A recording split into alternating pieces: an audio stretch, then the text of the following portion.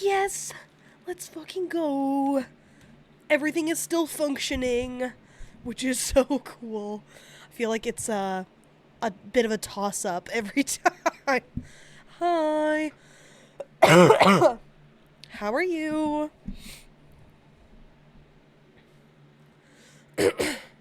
I'm so fucking excited. Where is my chat? Let me get that fixed. I wonder if there's an update on chat right now. Should I check right now? Probably not. I'm doing okay. A little anxious about tomorrow because I refused to do anything today, which kind of fucked me over for tomorrow pretty badly. So that'll be exciting. I'm hoping cooking will go quickly. So then I can do the list of these 3 things that I gave myself. That I'm going to add to right now.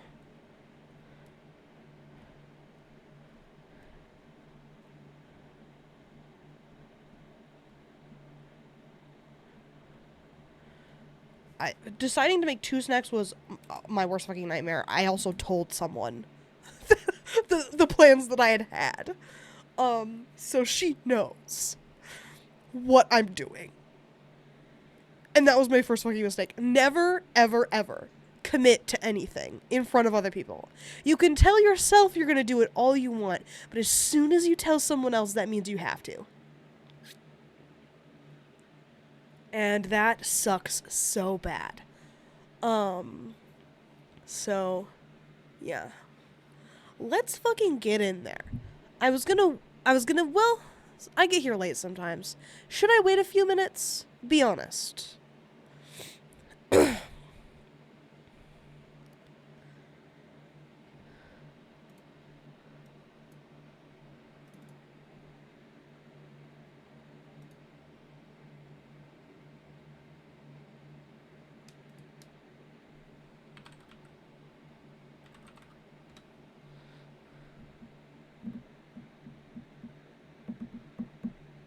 Coming home, hey, Mr. DJ.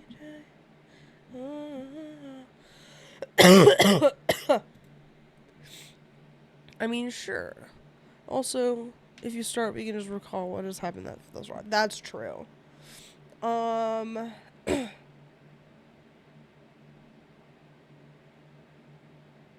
Yeah, okay. I was gonna print some stuff, but I don't gotta do that.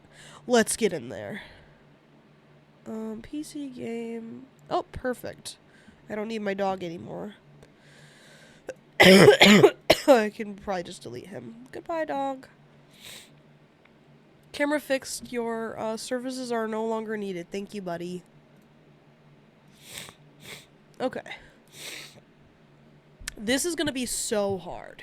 But that's okay. Let's fucking get in there. Chapter 27. Tate. I dropped down into the chair beside... What the fuck happened last time? I have forgotten. Beside Cap, still dressed from head to toe in my scrubs. As soon as I got home from work, I studied for 2 hours straight. It's already after 10, and I haven't even had supper yet, which is why I'm sitting next to Cap right now, because he's getting to know my habits and had a pizza ordered for the 2 of us. Let's go, King. Let's fucking go. Let me prepare my cringe. That wasn't cringe, but I need it prepared. Okay. I hand him a slice and grab my own, then shut the lid and set it on the floor in front of me. I shove a huge bite into my mouth, but Cap is staring down at the slice in his hand. It's really sad when pizza can make it to you faster than the police, he says. I ordered this 10 minutes ago. He is my favorite fucking character. He can literally do no wrong. He takes a bite and closes his eyes like it's the best thing he's ever tasted. We both finish our slices and I reach for another one. He shakes his head when I offer him another slice, so I put it back in the box. So, he says, any progress between the boy and his friend? It makes me laugh that he constantly refers to Miles as the boy. I nod and respond with a mouthful. Kind of, I say. They had a successful game night, but I think it was only successful because Miles pretended I wasn't there the whole time. I know he's trying to respect Corbin, but it kind of makes me feel like shit in the process, you know? Cap nods like he understands. I'm not sure that he does, but I like that he always listens so attentively anyway. Of course, he texted me the entire time he was in the living room sitting next to Corbin, so I guess I have that. But then there are weeks like this week when he's not even in the same state, and it's like I don't even exist to him. No texts, no phone calls. I'm pretty sure he only thinks about me when I'm within 10 feet of him. Cap shakes his head. I doubt that. I bet that boy thinks about you a lot more than he lets on. I'd like to believe those words to be true, but I'm not so sure they are. But if he doesn't, Cap says, you can't be mad at him for it. Wasn't part of the agreement now, was it? I roll my eyes. I hate that he always brings me back to the fact that Miles isn't the one breaking rules or agreements. I'm the one with the problems in our arrangement, and it's no one's fault but my own. How'd I get myself into this mess? I ask, not even needing an answer. I know how I got myself into this mess. I also know how to get out of it. I just don't want to. I'm gonna be honest. Cap, if he were a real old-ass man, would not be reacting this way. He would not be this understanding to her being to her complaining about an issue she knows how to solve. An old-ass man like this, he would not let that shit slide. He's a boomer. And a man to boot. So, let's be real for a second. However, I appreciate the support, Cap. That's my boy right there. I love the unrealistic portrayal of an old man. Big fan. Huge fan. You ever heard that expression, when life gives you lemons? Make lemonade, I say, finishing his quote. Cap looks at me and shakes his head. That's not how it goes, he says. When life gives you lemons, make sure you know whose eyes you need to squeeze them in. I laugh, grab another slice of pizza, and wonder how in the hell I ended up with an 80-year-old man as my best friend. Because Cap's just real chill like that. That's an easy question to answer. Some things in this book are so hard to understand because they just don't make any goddamn sense. But this, being best friends with Cap, me too, man. That's my favorite fucking coworker right there. Corbin's home phone never rings, especially after midnight. I throw the covers off and grab a t-shirt, then pull it over my head. I don't know why I bothered getting dressed. Corbin's gone, and Miles isn't due back until tomorrow. I make it... Oh my god! Corbin is dying! Corbin! Sorry, I read ahead a little bit. I don't know that that's true, but I have a feeling. I'm finishing up running errands. Mystic Peak Fiction here. It's okay, Kat. We will update you. It does look like it's getting really heated very quickly, though, so rush back. Love you, Kat. Okay, anyway. I make it to the kitchen on the 5th ring, right as the answering machine picks up. I cancel the message, then put the phone in my ear. Hello? Tate! My mother says, oh my god, Tate! Her voice is panicked, which immediately causes me to panic. What is it? A plane! A plane crashed about a half an hour ago, and I can't get through the airline. Have you talked to your brother? My knees meet the floor. Are you sure it was his airline? I ask her. My voice sounds so terrified, I don't even recognize it. It sounds as terrified as hers did the last time this happened. The last time? The hell? I was only... Oh my god, her dad died this way too? Oh, okay, never mind. I read ahead. I'm gonna be so mad if I miss the line. I feel like it was in a Miles chapter, right? 25-30 minutes, it'll probably... Well, crossing fingers for you, Queen, because you have to tell us what the line is. Should we slow down? Should I take a break?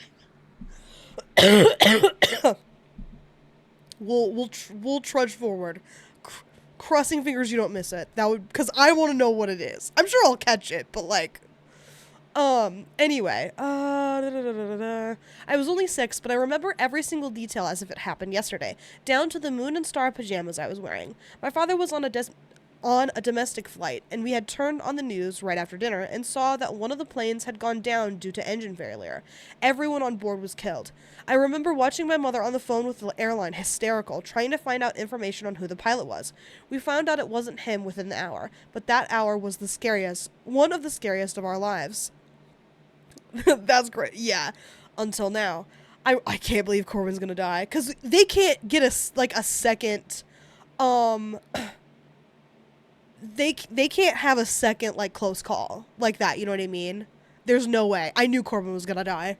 I think I wrote it down in my predictions, actually. I'm gonna pull those up. Because I'm annoying.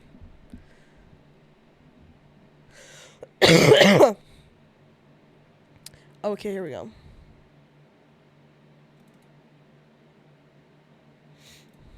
Where did I put it?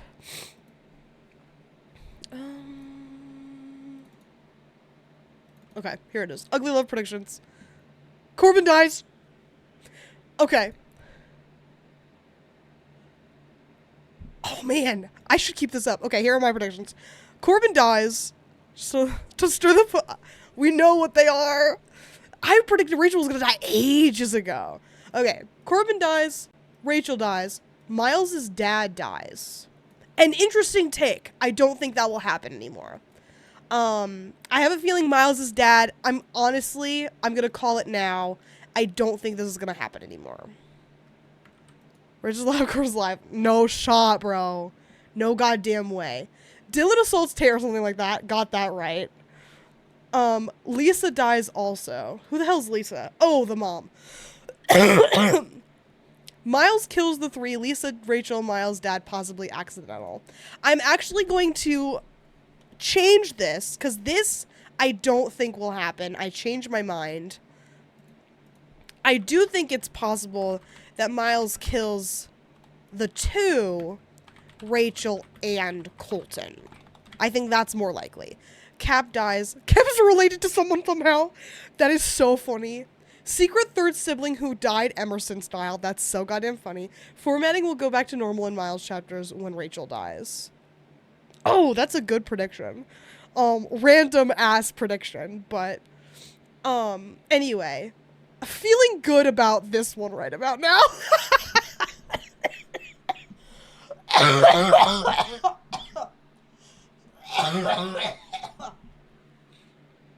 Sorry. And officiates the wedding. Okay. That might be a better prediction, honestly. Because it's corny, true. If not, in Vegas. On a plane to Vegas. That'd be so funny. Anyway. She's not. She's going to die, and so is Colton. I know it to be true. Okay. Anyway, I rush to my room and grab my cell phone off my nightstand and immediately dial his number. Have you tried calling him? I ask my mother as I make my way back to the living room. I try to make it to the couch, but for some reason the floor seems more comforting. I kneel down again, almost as if I'm in prayer mode. It's the stupidest shit I've ever heard in my life. I love prayer mode. What a good writer. I guess I am. Yes, I've been calling his phone nonstop. It's just going to voicemail. It's a stupid question. Of course she's tried calling him. I try again anyway, but his phone goes directly to voicemail. I try to reassure her, but I know it's pointless. Until we hear his voice, reassurance won't help. I'll call the airline, I tell her. I'll call you back if I hear anything. She doesn't even say goodbye. I use the home phone to call the airline and my cell phone to call Miles. It's the first time I've ever dialed his number. I pray that he answers, because as much as I'm scared to death for Corbin, it's also running through my head that Miles works for the same airline. My stomach is sick. Hello? Miles says on the second ring. His voice sounds hesitant, like he's unsure why I'm calling. Miles, I say, both frantic and relieved. Is he okay? Is Corbin okay? There's a pause. Why is there a pause? What do you mean? A plane, I say immediately. My mom called. There was a plane crash. He's not answering his phone. Where are you? He says quickly. The apartment. Let me in. Oh my god, he's fucking dead. Let me out. This is so funny. I mean, I haven't read that. I didn't even read ahead this time, but I walk to the door and unlock it. He pushes the door open and still has the phone to his ear. When he sees me, he pulls the phone away, immediately rushes to the couch, grabs the remote, and turns on the television. He flips through the channels until he finds the TV news report. He dials numbers on his cell phone, then turns and rushes toward me. He takes my hand in his. Come here, he says, pulling me to him. I'm sure he's fine. I nod against his chest, but his reassurance is pointless. Gary, he says when someone answers on the other end. It's Miles. Yeah, I heard. He says, who was the crew? There's a long pause. I'm terrified to look at him. Terrified. Thank you. He hangs up the phone. He's okay, Tate, he says. Damn it! He says immediately. Corbin's fine. Ian, too. I break down into tears of relief. The hell? I'm so mad. Fuck you! Why is he alive? That's fucked up. There's still plenty of time for him to die. Things are looking up. Damn it! Miles walks me to the couch and sits down, then pulls me to him. Wait. No, I didn't read that. He takes my come on, she's not gonna. That one I'm so confident on. There's no goddamn way Rachel lives. I'll give them Corbin, but no way Rachel lives. He takes my cell phone out of my hands and presses several buttons before putting the phone to his ear. Hey, it's Miles. Corbin is fine. He pauses for a few seconds. Yeah, she's fine. I'll tell her to call you in the morning. A few more seconds pass, and he says goodbye. He sets the phone on the couch beside him. Your mom. I nod. I already knew. And that simple gesture, calling my mother, just made me fall for him even harder. Which I don't blame him for. I mean her for. Like, being scared and going through, like, a scary situation and then having someone else handle the aftermath for you. Sounds fucking awesome. Now he's kissing the top of my head, rubbing his hand up and down my arm reassuringly. Someone's breaking the rules! Really, I don't feel the same way, no. I understand why you would tell her that, though. Thank you, Miles, I tell him. He doesn't say you're welcome, because he doesn't think he did anything that deserves thanking. Did you know them, I ask, the crew on board? No, they were out of a different hub. The names didn't sound familiar. My phone vibrates, so Miles hands it back to me. I look at it, and it's a text from Corbin. Corbin, in case you've heard about the plane, I want you to know I'm fine. I called headquarters, and Miles is too. Please let Mom know if she hears about it. Love you. Receiving his text fills me with even more relief now that I know with 100% certainty that he's okay. It's a text from Corbin, I tell Miles. He says you're okay in case you were He says you're okay in case you were worried. Miles laughs. So he checked up on me? He says with a grin. I knew he couldn't hate me forever. I smile. I love that Corbin wanted me to know that Miles was okay. Miles continues to hold me and I savor every second of it. When is he scheduled to come home? Not for 2 more days, I say. How long have you been home? About 2 minutes, he says. I just plugged in my phone to charge when you called. I'm glad you're back. He doesn't respond. He doesn't tell me he's glad to be back. Instead of saying something that might give me false hope, he just kisses me. This whole situation is pretty false hope coded, but go off. You know, he says, pulling me onto his lap, I hate the circumstances surrounding the reason you probably didn't have time to put on pants, but I love that you don't have on pants. His hands slide up my thighs, and he pulls me closer until we're flushed together. He kisses the tip of my nose, then kisses my chin. I don't want to lead you.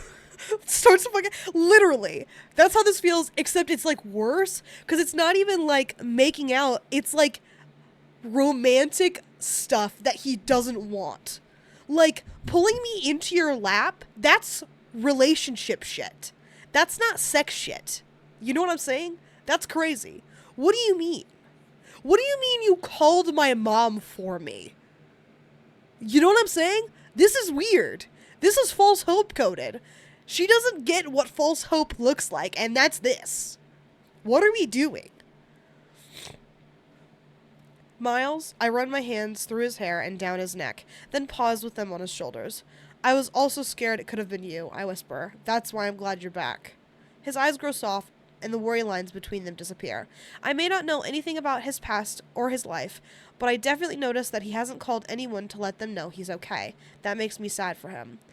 His eyes fall away from mine and land on my chest. He fingers the bottom edges of my shirt, then slowly pulls it over my head. I have nothing but a pair of panties on now. Okay, we've got to skip it. Blah, blah, blah, blah, blah. We're having sex, I think. I actually literally can't tell.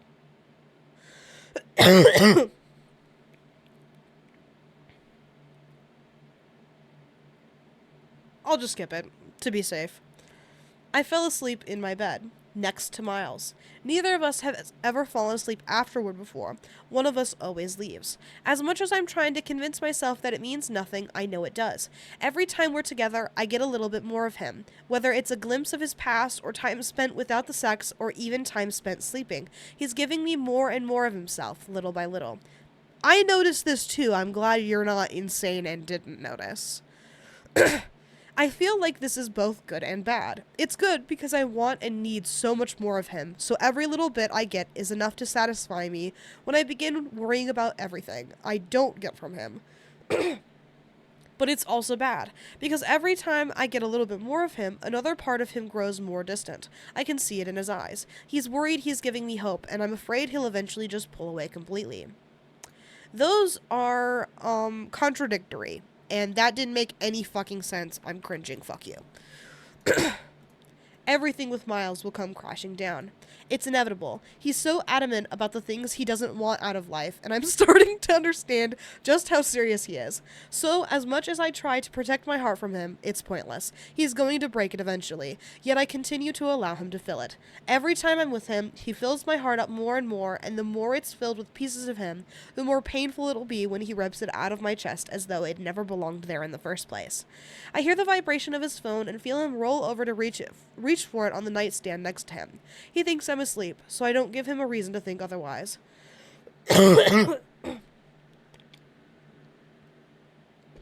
Okay. Confirmed dad alive. Hey, he whispers. There's a long pause, and I start to panic internally, wondering who he's talking to. Yeah, I'm sorry. I should have called you. I'd figured you'd be asleep. My heart is in my throat now, crawling its way up, trying to escape from Miles and me and this entire situation. My heart knows by my reaction to this phone call that it's in trouble. Oh. My heart has just gone into fight or flight mode, and right now it's doing everything it can to run. I don't blame my heart one bit. Love you too, Dad. My heart slides back down my throat as it finds its normal home in my chest again. It's happy for now. I'm happy. Happy that he actually does have someone to call. In the same moment, I'm also reminded of how little I know about him. Me too, because his dad is fucking alive. That's crazy. How little he shows me. How much he hides himself from me. So that when I finally break, it won't be his fault. Huh? It won't be a quick break either. It'll be slow and painful, filled with so many moments like these that tear me up from the inside out.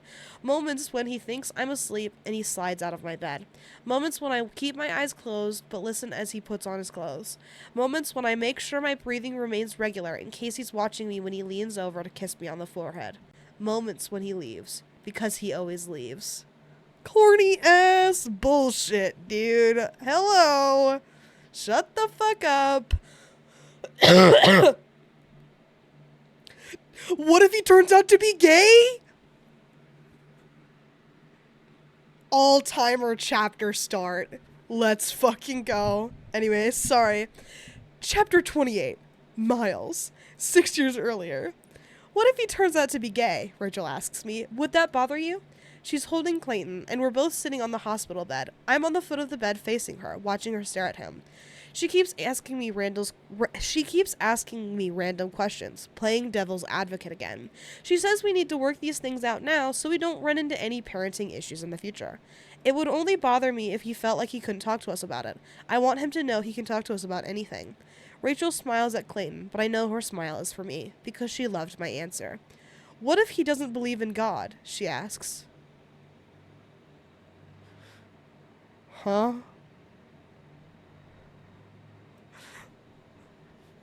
Those are two, like, wildly... Okay. Cringing. Fuck you. So true. Happy 200th cringe. Happy 86th chat cringe. Huge numbers here. Because that one was crazy. He can believe whatever he wants. I just want his beliefs, or lack thereof, to make him happy. Not believing in God is not a lack of a belief. I'll kill you. Fuck you and your funky ass kid. Don't make me wish you dead, Rachel. I'm rooting for you, girl. Don't. Just stop now. It's in your best interest. She smiles again. What if he commits an awful, heinous, heartless crime and gets sent to prison for life? I would question where I went wrong as a father, I tell her.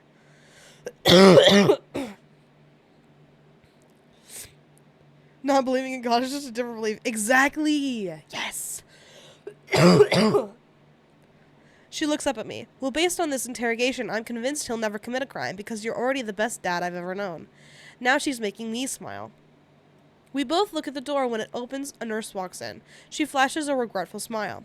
It's time, she says. Rachel groans, but I have no idea what the nurse is referring to. Rachel sees the confusion on my face. His circumcision.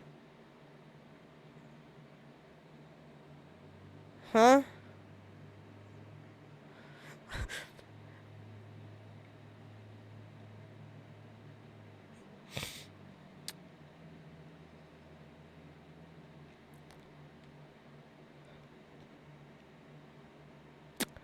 Do we have to talk? You took the words right out of my mouth, dude. I was literally just thinking about this about the last chapter. Like, what was the point of the last chapter? Nothing happened. Corbin didn't die. What was the point? Why did that happen? You know what I'm saying? What did it do for the plot? Nothing. Because realistically, Corbin didn't have to almost die for them to be, like, to get closer. They could have had any other moment between the two of them where they interacted. And, like, Tate felt like they were getting closer in a way. You know what I mean?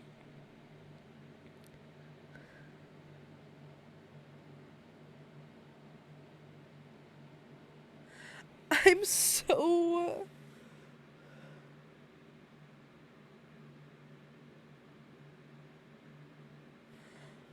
I know. Circumcision, dog? That is even less relevant. Okay. My stomach clenches. I know we discussed this during the pregnancy, but suddenly I'm having second thoughts, knowing what he's about to go through. It's not so bad, the nurse says. We numb him first. I can't believe this is fucking happening. She walks over to Rachel and begins to lift him from Rachel's arms, but I lean forward. Wait, I tell her. Let me hold him first. The nurse backs up a step, and Rachel hands Clayton to me. I pull him in front of me and look down on him. I'm so sorry, Clayton. I know it'll hurt, and I know it's emasculating, but... He's a day old, Rachel interjects with a laugh. There's hardly anything that can emasculate him yet. Huh? What are you fucking talking about? I know getting a circumcision is emasculating, son, but don't worry. It'll all be over soon. What are you saying to me? What are you talking about? I'm so pissed the fuck off, dude. I tell her to hush. I tell her I'm having a father-son moment and she needs to pretend she's not here. Don't worry, your mom left the room, I say to Clayton, giving Rachel a wink. I was saying, I know it's emasculating, but you'll thank me later for it, especially when you're older and you get involved with girls. Hopefully not until after you're 18, but it'll be more than likely around the age of 16. It was for me anyway. The nurse is also in the room, listening to you having this embarrassing moment. Hi, Kat. Welcome back. We're giving Clayton a circumcision. You made it just in fucking time for some of the worst shit I've ever read in my goddamn life. Me too. So, let me catch you up. The last chapter, nothing fucking happened. A plane crashed. Have I missed the line? I don't know. Nothing super terrible has happened, I would say. But I did slow down substantially because of how crazy circumcision was. So I was like, let's make sure the line isn't here yet. And so, no one died. It was fucking stupid. Tate's mom calls her and is like, there was a plane crash. Have you talked to Corbin? And Tate's like, oh my god, no, I haven't. And then calls Miles, and then Miles comes over because he just got home from whatever bullshit trip he was on. And then, well, people died, but okay. Good point. You're probably right, but not Corbin. Corbin was the one I was banking on dying. And he fucking didn't, and I'm so goddamn mad. I had money. I didn't have money. I've got money on Rachel dying, though. Literal, honest to God money. But, Corbin, emotionally, I was about to put money on him dying. However, he didn't. So I'm a little pissed off. But yeah, that chapter was dumb as hell. He didn't die. The plane crashed. Miles comforted Tate, and no one died, and it was whatever. Womp womp. So true. Miles' dad is alive and did call him. So that's cool, I guess. I don't know. But anyway, so now we're talking to Colton. Rachel leans forward and holds out her arms for him. That's enough bonding, she says, laughing. I think we need to review the boundaries of father-son conversation while he's being emasculated. I fucking hate it here. I give him a quick kiss on his forehead and hand him back to Rachel. She does the same and passes him on to the nurse. We both watch as the nurse leaves the room with him. I look back at Rachel and crawl toward her until I'm lying next to her on the bed. We have the place to ourselves, I whisper. Let's make out. She grimaces. I don't feel sexy right now, she says. My stomach is flabby and my boobs are engorged, and I need a shower so bad, but it hurts too much to try and take one right now. I look down at her chest and pull out the collar on her hospital gown. I peer down her shirt and grin. How long do they stay like this? Boo! She laughs and pushes my hand away. Well, how does your mouth feel? I ask her. She looks at me like she doesn't understand my question, so I elaborate. Yeah, that was bad. I'm just wondering if your mouth hurts like the rest of you hurts, because if it doesn't, I want to kiss you. She grins. My mouth feels great. I rise up on my elbow so she doesn't have to roll toward me. I look down on her. 2 track cringes. Oh, they're really adding up now. You have to catch up to my 203. I look down on her, and seeing her beneath me feels different now. It feels real. Until yesterday, it really did feel like we've been playing house. Of course, our love is real, and our relationship is real, but until I witnessed her give life to my son yesterday, everything I felt before that moment was like child's play compared to what I feel for her now. I love you, Rachel, more than I loved you yesterday. Her eyes are looking up at me like she knows exactly what I'm talking about. If you love me more today than you loved me yesterday, then I can't wait for tomorrow, she says. My lips fall to hers, and I kiss her. Not because I should, but because I need to. Happy for you, man.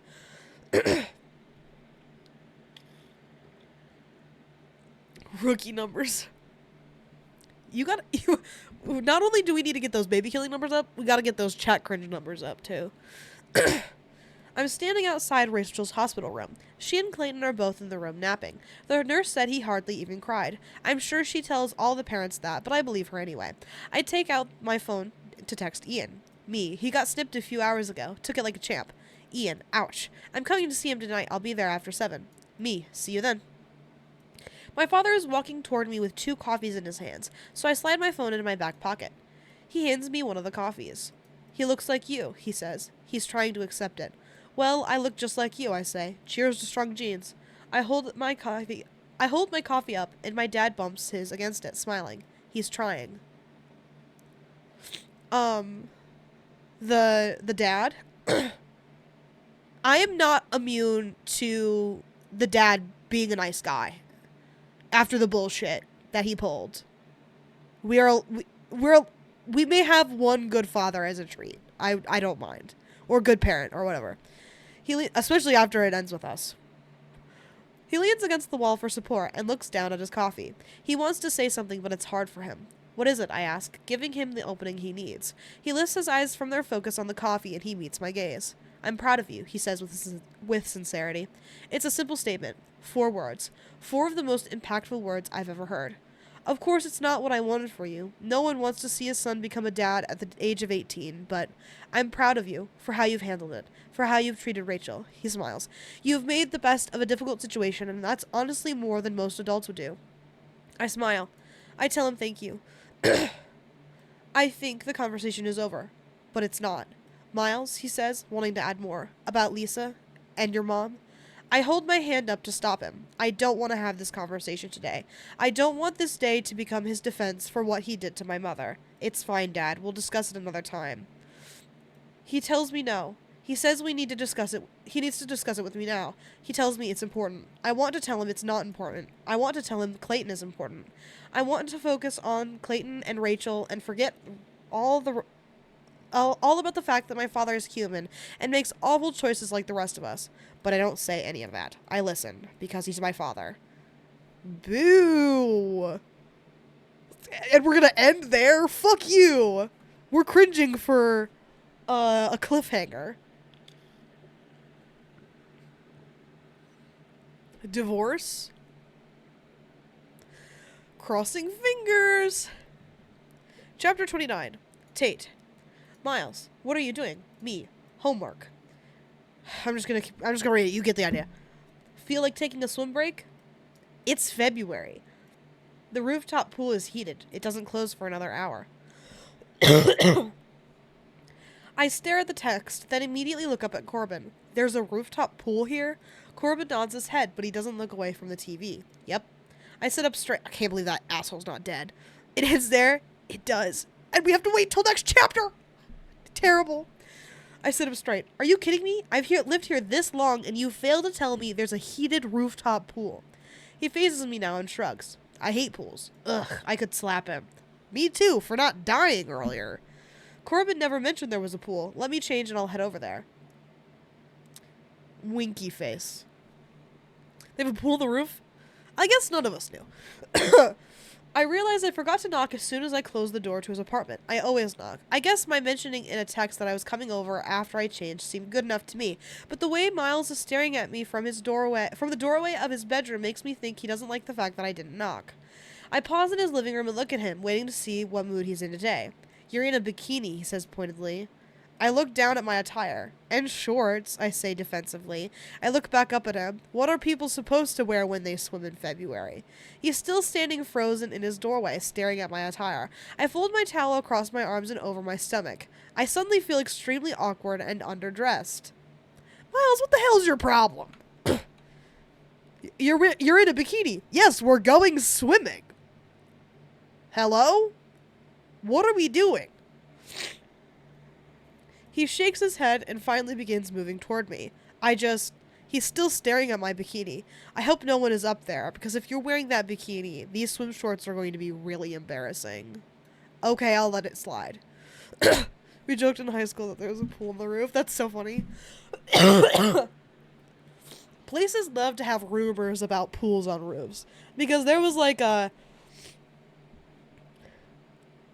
We were under the... I think my dad thought that there was a pool on the roof of like the Contemporary or something, but there wasn't. Boo. He looks down at his shorts, at the obvious bulge in them. I laugh, so he actually likes the bikini. He takes another step forward and slides his hands around to the back of my shorts, then pulls me against him. I changed my mind, he says with a grin. I want to stay here. I immediately shake my head. I'm going swimming, I say. You can stay here if you want, but you'll be alone. He kisses me, then backs me toward his apartment door. Then I guess I'm going swimming, he says. Miles enters the passcode for rooftop access, then opens the door for me. I'm relieved to see that no one else is out here, and I am taken by how breathtakingly... You can't say taken and breathtaking. Fuck you. Breathtakingly beautiful it is. It's an infinity pool overlooking the city, and it's lined with patio chairs, all the way to the opposite end, where it's capped off with an attached hot tub. I can't believe neither of you thought to mention this before now, I say. All these months and I've been missing out. Miles takes my towel and lays it on one of the tables surrounding the pool. He walks back over to me and drops his hands to the button on my shorts. This is actually the first time I've ever been out here. He unzips my shorts and pushes them over my hips. His lips are close to mine, and his expression is playful. Come on, he whispers. Let's get wet. Okay. Very abnormal thing to say to me. Fuck you. Cool it, Miles. You're being weird. I kick off the shorts at the same time as he takes off his shirt. The air is incredibly cold, but the steam rising from the water is promising. I walk to the shallow end to descend the steps, but Miles dives headfirst into the deep end of the pool. I step in and my feet are swallowed up in the warmth of the water, so I quickly step in the rest of the way. I make my way toward the middle of the pool and walk to the edge, then rest my arms on the concrete ledge looking out over the city. Miles swims up behind me and cages me in by pressing his chest against my back and placing his hands on either side of the ledge. He rests his head against mine and we both take in the view. Hold on, over my hips? Wait, what?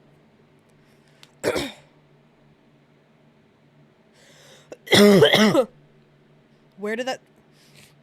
Should they not be going down? Oh. Well... I guess over can be, like, in either direction.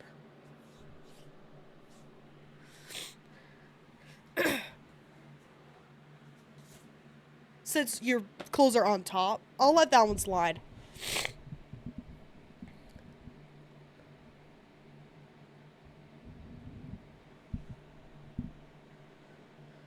But yeah, that doesn't make any goddamn sense. Now that I'm rereading it.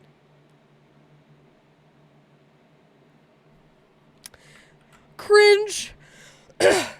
Anyway, it's beautiful, I whisper. He's quiet. We watch the city in silence for what seems like forever.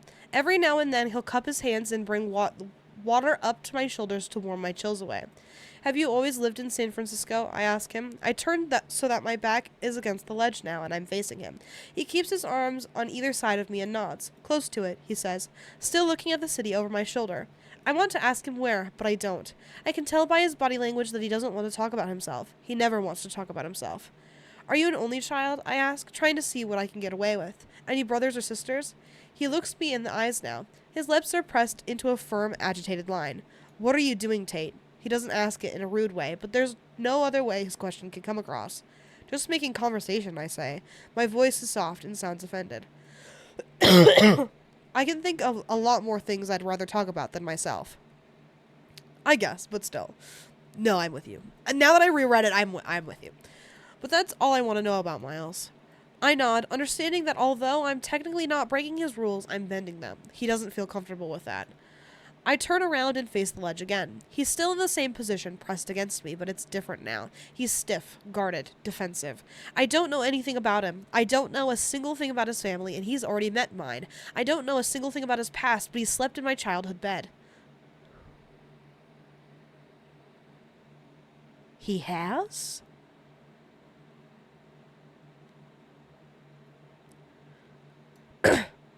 When? Did we miss? I know. What are you talking about? Oh, wait. Did he come over for Thanksgiving?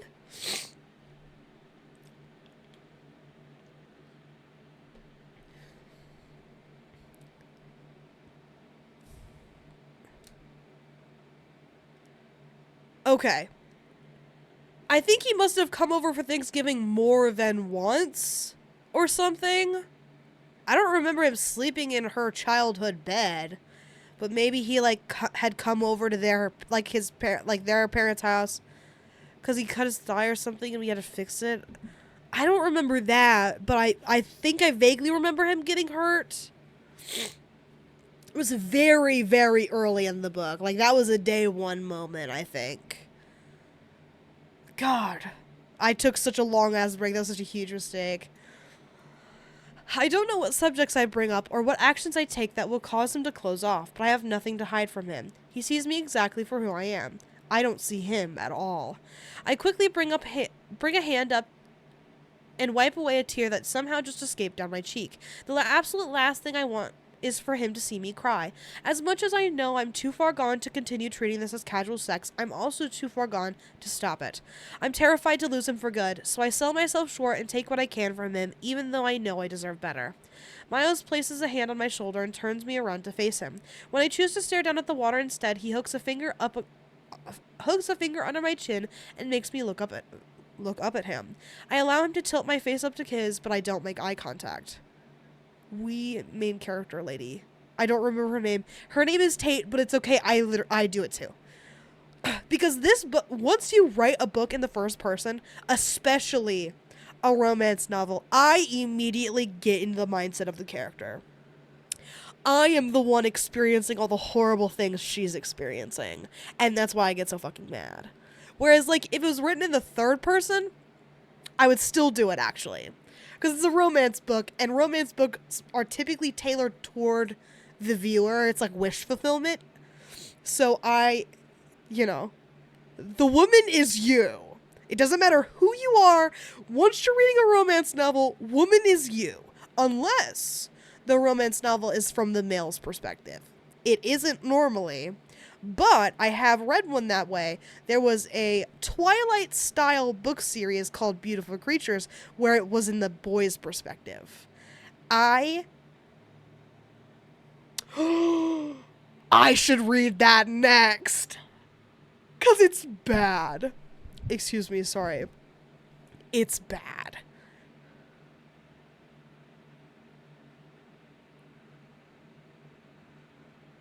I won't spoil anything, but that one also has a movie that we could watch. And I've never seen the movie. Actually, to be fair, I hadn't seen the It Ends With Us movie either, but I read A Timeless Christmas and I had seen that movie. We didn't get to watch it, but we'll probably watch it for Christmas next year. Hopefully. That's the plan. Anyway, I allow him to tilt my face up to his, but I don't make eye contact. I look up and to the right, attempting to blink back the tears. I'm sorry. I don't even know what he's apologizing for. I don't even know if he knows what he's apologizing for. But we both know my tears have everything to do with him, so he's more than likely just apologizing for that simple reason alone, because he knows he's incapable of giving me what I want. He stops making me look at him and instead pulls me to his chest. I rest my ear against his heart, and he rests his chin on top of my head. Do you think we should stop? He asks quietly. His voice is fearful, like he's hoping my answer is no, yet he feels compelled to ask me anyway. No, I whisper. He sighs heavily. It sounds like it could be a sigh of relief, but I'm not sure. If I ask you something, will you be honest with me? I shrug, because there's no way I'm answering that with a yes until I hear his question first. Are you still doing this with me because you think I'll change my mind?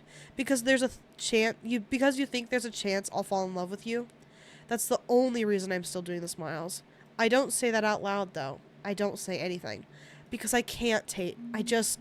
His voice fades away, and he grows quiet. I analyze his words, and the fact that he said, I can't, rather than I won't. I want to ask him why he can't. Is he scared? Is it because I'm not right for him? Is he afraid he'll break my heart? I don't ask him, because none of his answers to these questions would reassure me. None of these scenarios is reason enough to absolutely deny a heart happiness. Which is why I don't question him, because I feel like maybe I'm not prepared for the truth. Maybe I'm underestimating whatever it was that happened in his past to make him this way, because something happened. Something I more than likely couldn't relate to, even if I found out what it was. Something that stole the spirit right out of him, just like Cap said. His arms pull me in tighter. And the hold he has on me speaks volumes. It's more than an embrace, more than a hug. He's holding me like he's terrified I'd drown if he were to release me. Tate, he whispers, I know I'll regret saying this, but I want you to hear it. He pulls back just enough for his lips to meet my hair, then grips me tightly again. If I were capable of loving someone, it would be you. Huh? What happened to my role, dude? Blows you up with mind. What the fuck? Hello? Oh, fuck you, literally. Go to jail, bitch.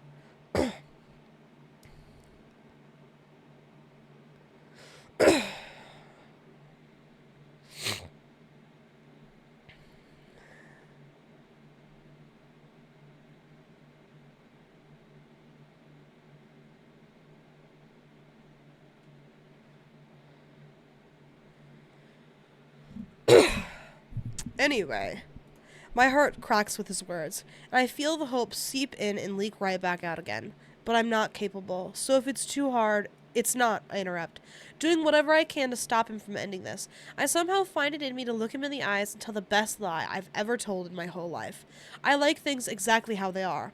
He knows I'm lying. I can see the doubt in his concerned eyes, but he nods anyway. I try to get his mind off of it before he sees right through me. I wrap my arms loosely around his neck, but his attention is pulled to the door, which is now opening. I turn too, and see Cap slowly shuffling his way onto the rooftop deck. He walks toward the switch on the wall that turns off the jets to the hot tub. He flips it off and slowly turns back toward the door, but not before noticing us out of the corner of his eye. He turns and faces us full on, standing no more than 5 feet away. That you, Tate? He says, squinting. It's me, I say, still in the same position with Miles. Cap says, taking us both in. Anyone ever told... Hell yeah, Cap! Fuck yeah, brother! Play wingman! Okay, sorry. Anyone ever told the two of you that you make a pretty darn good-looking couple? I wince, because I know this isn't the best moment for Miles to hear that, especially after the awkward conversation we just had. I also know that what Cap is up to with that comment. Hell yeah, Cap! Love you, brother. We'll shut the lights off when we leave, Cap, Miles says, ignoring Cap's question and redirecting the conversation. Cap narrows his eyes at him, shakes his head as though he's disappointed, and begins to turn back to the door. It was a rhetorical question anyway, he mumbles. I see his hand go up to his forehead, and he salutes the air in front of him. Good night, Tate, he says loudly. Good night, Cap. Miles and I both watch until the door closes behind Cap. I pull my hands away from his neck and gently push against his chest until he steps back in order for me to make my way around him. I swim backward toward the other side of the pool. Why are you always so rude to him, I ask. Miles lowers himself in the water, parting his arms in front of him and kicking off the wall behind him. He swims toward me, and I watch as his eyes remain focused on mine. I swim backward until my back is against the opposite wall of the pool. He continues toward me, almost crashing into me, but he stops himself by gripping the ledge on both sides of my head, sending waves of water into my chest. I'm not rude to him. His lips meet my neck, and he kisses it softly, trailing slowly upward until his mouth is close to my ear. I just don't like answering questions. I think we've established that already. I pull my neck away a few inches in order to see his face. I try to focus on his eyes, but there are drops of water on his lips, and it's hard not to stare. He's an old man, though. You're not supposed to be rude to old people, and he's pretty damn funny if you'd get to know him. Miles laughs a little. You like him, huh? He seems amused. I nod. Yeah, I like him a lot. Sometimes I like him more than I like you. He laughs loudly this time and leans in again, planting a kiss on my cheek. His hand conforms to the nape of my neck, and his eyes drop to my mouth. I like the— oh my god, next chapter. Next fucking chapter, it's not letting me scroll anymore. Let's fucking go. I like that you like him, he says, bringing his eyes up to mine. I won't be rude to him again. Promise. I bite my lips so that he doesn't see how much I want to smile at the fact that he just made me a promise. It was a simple promise, but it still feels good. He slides his hand around to my jaw, and his thumb meets my lip. He pulls it away from my teeth. What did I tell you about hiding that smile? He takes my bottom lip between his teeth and bites it gently, then releases it. It feels as if the temperature in the pool just shot up 20 degrees. His mouth meets my throat, and he breathes out a heavy sigh against my skin. I tilt my head back and let it rest against the ledge of the pool as he kisses his way down my neck. I don't want to swim anymore, he says, sliding his lips from the base of my throat all the way— we didn't really swim that much, but go off— all the way up my mouth again. Well then, what do you want to do? I whisper weakly. You, he says without hesitation, in my shower, from behind. I swallow a huge gulp of air and feel it fall all the way to the pit of my stomach. Wow, that's very specific. And also in my bed, he whispers, with you on top still soaking wet from the shower. I inhale sharply, and we can both hear the tremble of my breath as I exhale. Okay, I try to say, but his mouth is on mine before the word is even all the way out. And once again, what should have been an eye-opening conversation for me is shoved aside to make room for the only thing he's willing to give me. Miles chapter, let's go. That's gonna be TMI. Never mind.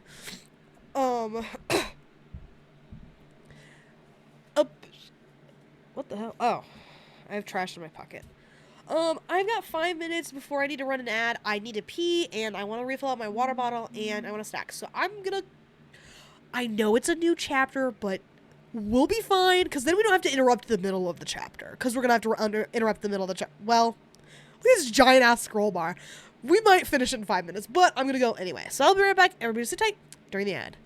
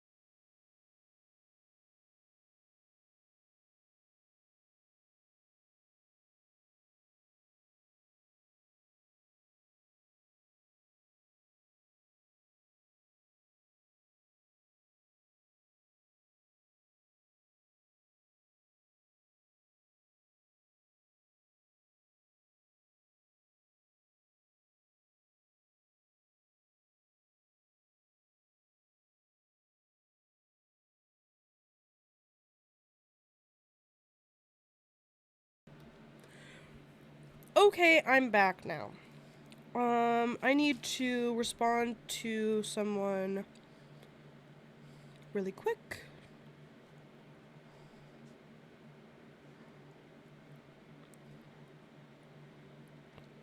I love when people want me all of a sudden. I've been doing fuck all for 2 days straight, and then all of a sudden everybody wants to fucking talk to me. God damn it. I will be there, yes. Still bringing snacks. Okay, we will remember. We will remember his birthday. I could probably just send him a happy birthday message, honestly. Is it his birthday here? In this time zone? Or his time zone? Because we might have missed it. Hi, Buggy. You're not getting any garlic sauce. Fuck off. Still bringing sex and everything. I don't know. Okay. I've responded. We'll deal with the floss thing when we get there. Should I have a Ricola cough drop or an off-brand cough drop? I will hate both of them equally. But it's for the good of reading. So let me know, chat. You pick.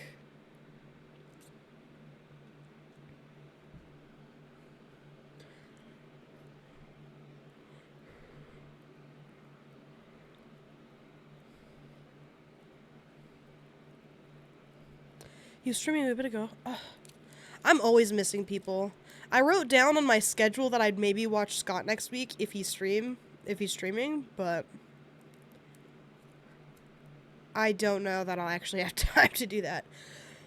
Because I'll probably stay after class. Okay, Bug. Chat isn't deciding fast enough. I think I have halls. They're not as bad. I've had halls before. I hate halls. I've never had a Ricola. We'll try Ricola. Oh, Bug, what the fuck is this? I may have made it terrible.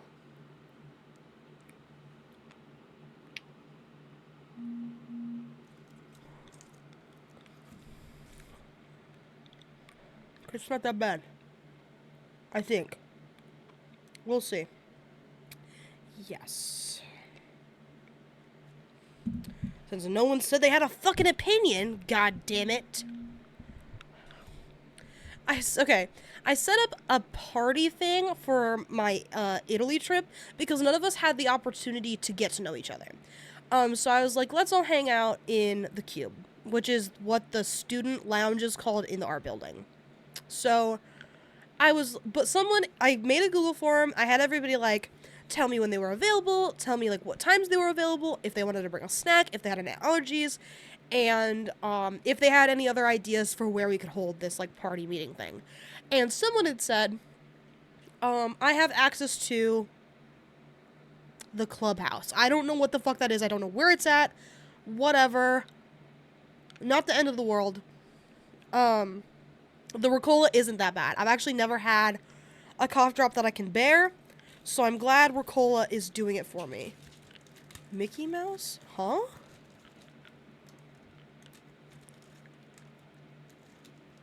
What? What? What did I say?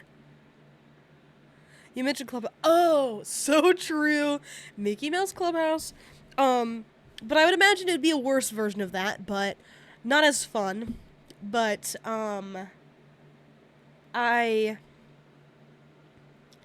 So I look at all the responses, and I was like, okay, according to the responses that I got, it looks like we should have the meeting at this time, this day, and this day of the week. And so I said, Floss, we were just talking about you and your birthday! Happy birthday! I'm choosing this over YouTube videos to eat too. Oh, well, fuck, I better get reading then. I'm telling a dumb story. But really quick. Of course. Thank Kat, I, wasn't aware. So thank you, Kat. Um, but anyway, so I had gone to, oops. Well, chapter's fucking over. But I had been like, okay, here's the day. Or whatever. Here's when it'll be, blah, blah, blah. And I was like, let me know if you guys prefer the cube or the clubhouse. People started heart reacting to it. Bitch, I asked you a question. Don't heart react to me. Fuck you. I hate group chats. God damn it. And there's 11 people of it. Ugh. Anyway. Chapter 30. Miles. 6 years earlier. We quietly walk to an empty waiting area. My father sits first, and I reluctantly sit across from him. I wait for his confession, but he doesn't know I don't need it. I know about his relationship with Lisa. I know how long it's been going on. Your mother and I... He's looking at the floor. He can't even make eye contact with me. We decided to separate when you were 16. However, with as much as I traveled, it made financial sense for us to wait until you graduated before filing for divorce, so that's what we decided to do. 16? She got sick when I was 16. We had been split up for almost a year when I met Lisa. He's looking at me now. He's being honest. When she found out she was sick, it was the right thing to do, Miles. She was your mother, and I wasn't going to leave her when she needed me the most. My chest hurts. I know you've put 2 and 2 together, he says. I know you've done the math. I know you've been hating me, thinking I was having an affair while she was sick. And I hated allowing you to think that. Stupid as hell. Cringe. Then why did you? I ask him. Why did you let me think that? He looks at the floor again. I don't know, he says. I thought maybe there was a chance that you didn't realize I'd been dating Lisa for longer than I let on, so I thought bringing it up would do more harm than good. I didn't like the thought of you knowing my marriage with your mother had failed. I didn't want you to think she died unhappy. She didn't, I reassure him. You were there for her, Dad. We both were. He appreciates that I say this, because he knows it's true. My mother was happy with her life, happy with me. It makes me wonder if she'd be disappointed now, seeing how things have turned out. She would be proud of you, Miles, he says to me, with how you've handled yourself. I hug him. I needed to hear that more than I knew. Boring-ass chapter. No one died. That was it, actually. Chapter 31. Tate. Why is the book boring all of a sudden? What the hell's going on? We're supposed to be picking up the speed. Fuck. I'm trying to listen to Corbin go on about his conversation with Mom, but all I can think about is the fact that Miles is due home any minute now. It's been 10 days since he's been home, and that's the longest we've gone at each other without seeing each other since the weeks we spent not speaking. Have you told Miles yet? Corbin asks. Told him what? Corbin faces me. That you're moving out. He points at the pot holder on the counter next to me. I toss him the pot holder and shake my head. I haven't talked to him since last week. I'll probably tell him tonight. Honestly, I've wanted to tell him I found my own apartment all week, but that would involve either calling or texting him. 2 things we don't do. The only times we text each other are when we're both home. I think we do this because it helps us maintain our boundaries. Happy for you guys. Hate it here. It's not like the move is a big deal anyway. I'm only moving a few blocks away. I found an apartment that's closer to both work and school. It's definitely no downtown high-rise, but I love it. I do wonder, though, how it will affect things between Miles and me. I think that's one of the reasons I haven't mentioned that I was even looking for my own place. There's a fear in the back of my mind that not being right across the hall from him will become too inconvenient, and he'll just call off whatever is going on between us. Corbin and I both look up as soon as the apartment door opens and there's a quick knock on it. I glance at Corbin and he rolls his eyes. He's still adapting. Miles walks into the kitchen and I see the smile that spreads across his face when he sees me, but he keeps it in check when he sees Corbin. What are you cooking? Miles asks him. He leans against the wall and folds his arms across his chest, but his eyes are scrolling up my legs. They pause when he sees I'm wearing a skirt. Then he smiles in my direction.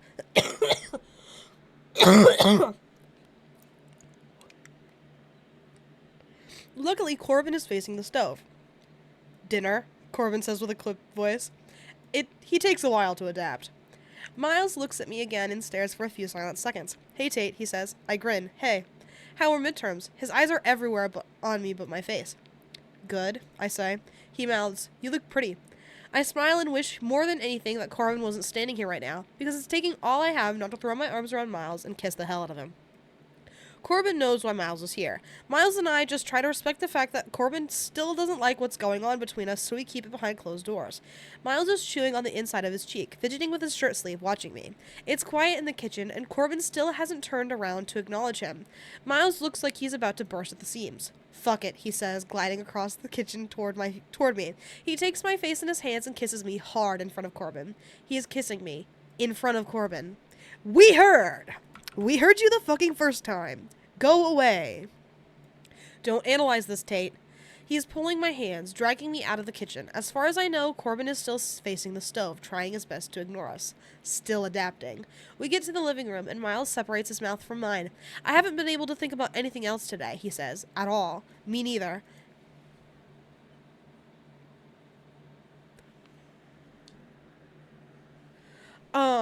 Okay. False hope core. What are we doing? He pulls me by the hand toward the front door. I follow it. He opens it, walks to his apartment, and pulls his keys out of his pocket. His luggage is still outside in the hallway. Why is your luggage out here? Miles pushes open his apartment door. I haven't been home yet, he says. He turns around and grabs his things from the hallway, then opens the door open for me. Bro, you live across the hall. You could have just threw all your shit in there and then went across the hall. It would have been just as charming. And less dangerous. People could have stolen your shit. What are we doing? I hate you so bad.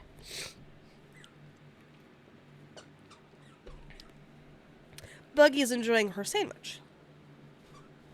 I don't know why she's rowdy all of a sudden, but happy for her. Anyway.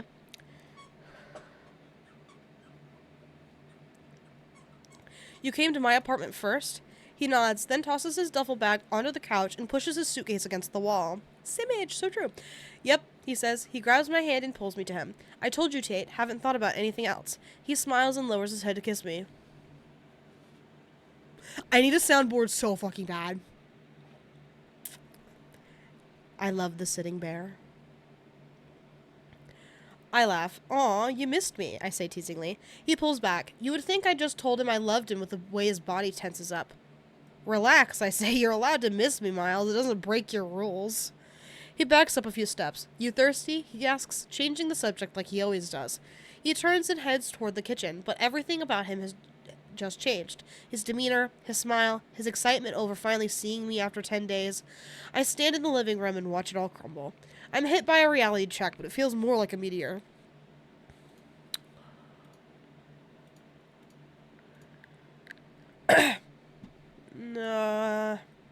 This man can't even admit that he misses me.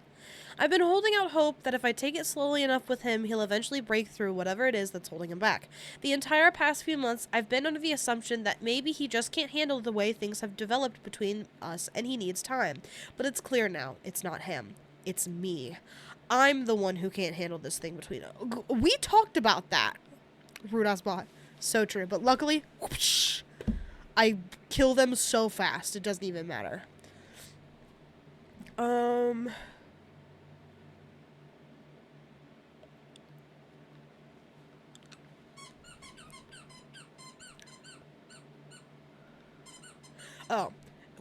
We established that shit already. Cringe. Okay, anyway. Buggy. She's enjoying her sandwich. Right, Bug? Good sandwich? Good sandwich? Uh-huh. Good sandwich. Sorry, I didn't mean to interrupt playtime. I love you so much. Do you want to show the people your bandana? Your shirt isn't on, so we can't show them shirt. Nope, you're lazy? Okay. That's okay. Maybe another time.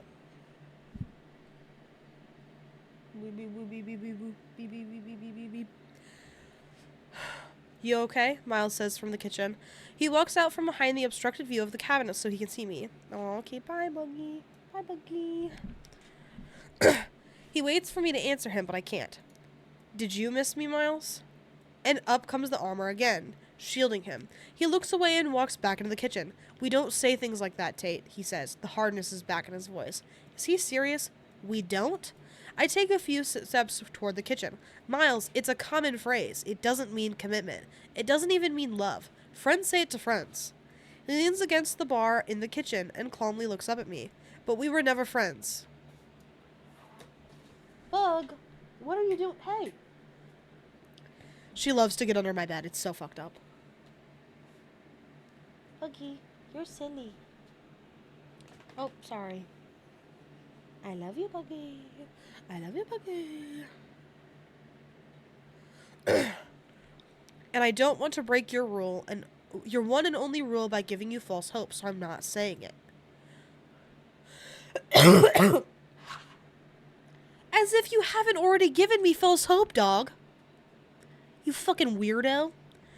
I can't explain what happens to me, because I don't know. But it's as if every single thing he's ever said and done that's hurt me impales me all at once. I want to scream at him. I want to hate him. I want to know what the hell happened that made him capable of saying things that can hurt me more than any other words have ever come close to doing. I'm tired of treading water. I'm tired of pretending it's not killing me to want to know everything about him. I'm tired of pretending he's not everywhere, everything, my only thing. What did she do to you? I whisper. Don't, he says. The word is a warning, a threat. I'm so tired of seeing the pain in his eyes and not knowing the reason for it. I'm tired of not knowing what words are off limits with him. Tell me. He looks away from me. Go home, Tate. He turns around and grips the edge of the counter, dropping his head between his shoulders. Fuck you. Yes. I turn and exit the kitchen. If I was capable of loving someone, it would be you. You are, yes, literally! You can't say that and then be like, I'm not gonna tell you that I miss you, because that would be giving you false hope. You are the dumbest motherfucker I've ever met in my life. Get your ass back over here and tell me that Rachel died so I can have $20. When I reach the living room, I hear him coming after me, so I speed up. I make it to the front door and open it, but his palm meets the door above my head and he slams it shut.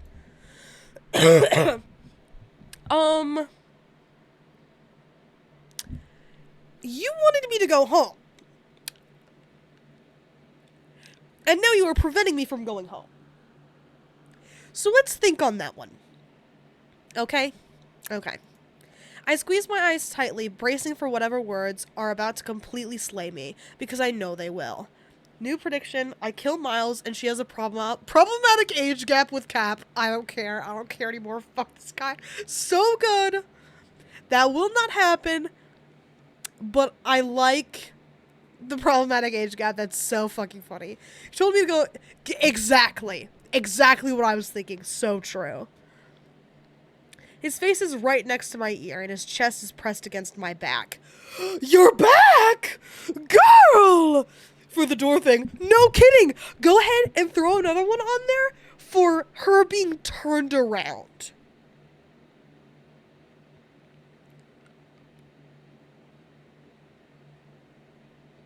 Because that's crazy. Sorry, I hit the mic. That's what we've been doing, Tate. Fucking. I've made that clear from day one. I laugh because I don't know what else to do. You should hit him. I laugh because I don't know what else to do. I turn around and look up at him. Cough drop is helping. He doesn't back away, and he's so much more intimidating at this moment than I've ever seen him be before. You laugh? That's crazy. You think you've made that clear? I ask him. You are so full of shit, Miles. He still doesn't move, but his jaw tenses. How have I not been clear? 2 rules. Can't get any simpler than that. I laugh incredulously, then get everything off my chest at once. There's a huge difference between fucking someone and making love to them. You haven't fucked me in more than a month. Every time you're inside me, you're making love to me, and I can see it in the way you look at me. You miss me when we aren't together. You think about me all the time. You can't even wait 10 seconds to walk in your own front door before coming to see me. So don't you dare try to tell me you've been clear from day one, because you are the murkiest goddamn man I've ever met. I breathe. I breathe for the first time in what feels like a month. He can do what he wants with all that. I'm done trying. He blows out a steady, controlled breath while he backs several steps away from me. He winces and turns around as if he doesn't want me to read the emotions that are obviously present somewhere deep within him. His hands grip the back of his neck tightly, and he remains in this position for a solid minute without moving. He begins to blow out steady breath after steady breath, as if he's doing everything in his power to pull himself together and not cry. My heart begins to ache when I realize what's happening. He's breaking. Oh God, he whispers. His voice is completely pain-ridden. What am I doing to you, Tate? He walks to the wall and falls against it, then slides to the floor. Fuck yeah, dude. Pathetic man moment. Woo, woo, woo, woo. Let's fucking go, bitch. Let's go. His knees come up and he rests his elbows on them, covering his face with his hands to stop his emotions. His shoulders begin to shake, but he's not making a sound. He's crying. Let's fucking go, bitch. Oops, sorry. Miles Archer is crying. Miles Mikkel Archer, or whatever. It's the same heart-wrenching cry that came from him the night I met him. This grown man, this wall of intimidation, this solid veil of armor, he's completely crumbling right in front of my eyes. Miles, I whisper. My voice is weak compared with his massive silence. I walk to him and lower myself to my knees in front of him. I wrap my arm around his shoulder and lower my head to his. I don't ask him what's wrong again, because now I'm terrified to know. Do we know? Do we get to find out right now? Now would be the perfect fucking time to kill Rachel. If Colleen Hoover is destined to be the writer I know she can be, she's gonna kill Rachel in this chapter. Chapter 32. Miles, 6 years earlier. And look at how long it is. Damn, I did not evenly spread the pepperoni slices of my pizza. It happens. It happens. Even to a professional pizza maker, such as myself. It happens, so no worries. Lisa loves Clayton. My dad loves Clayton. Clayton fixes families. He's already my hero, and he's only 2 days old. Shortly after my dad and Lisa leave, Ian arrives. He says he doesn't want to hold Clayton, but Rachel makes him. He's uncomfortable because he's never held a baby before, but he holds him. Thank God he looks like Rachel, Ian says. I agree with him. Ian asks Rachel if I ever told her what I said to him after I met her. I don't know what he's talking about. Ian laughs. After he walked you to class that first day, he took a picture of you from his seat. Oh, right. Okay, is this the chapter? Could be. Ian tells her. He texted it to me and said, she's gonna have all my babies. Rachel looks at me. I shrug. I'm embarrassed. Rachel loves that I said that to Ian. I love that Ian told her that. I wouldn't. You're a fucking psychopath. Anyway, the doctor comes in and tells us we can go home now. Ian helps me take everything to the car and pull it up to the exit. Before I go back to Rachel's room, Ian touches my shoulder. I turn around and face him. I get the feeling he wants to tell me congratulations, but instead he just hugs me. It's awkward, but it's not. I like that he's proud of me. It makes me feel good, like I'm doing this right. Ian leaves. So do we. Me and Rachel and Clayton, my family. I want Rachel in the front seat with me, but I love... Dun dun dun dun dun dun. We're getting in a car, dude. I thought it was gonna be a car crash. They're both dying tonight. Guess who's driving? Miles. Did I write that in my prediction? Yes, I did. Miles kills the two, Rachel and Colton. If he's driving the car, I'd say that fucking counts. Anyway. I want Rachel in the front seat with me, but I love that she's riding in the back with him. I love how much she loves him. That would explain why he does not die. He's in a different part of the car. I love that I'm attracted to her even more now that she's a mom. I want to kiss her. I want to tell her that I love her again, but I think I tell her way too much. I don't ever want her to get tired of hearing it. Thank you for this baby, she says from the back seat. He is beautiful. I laugh. You're responsible for the beautiful part, Rachel. The only thing he got from me was his balls. She laughs. She laughs hard. Oh my God, I know, she says. They're so big. We both laugh at our son's big balls. What the fuck? That had to have been the line. Cat, please confirm. That was the line? Can't say I'm fucking surprised. That's psychotic. What do you mean? We both laugh at our son's big balls. Oh my god. I love reading books. It's so awesome. I love being able to see and comprehend things. That was awesome. I'm sorry. Nope. That was pretty bad. You were not fucking around.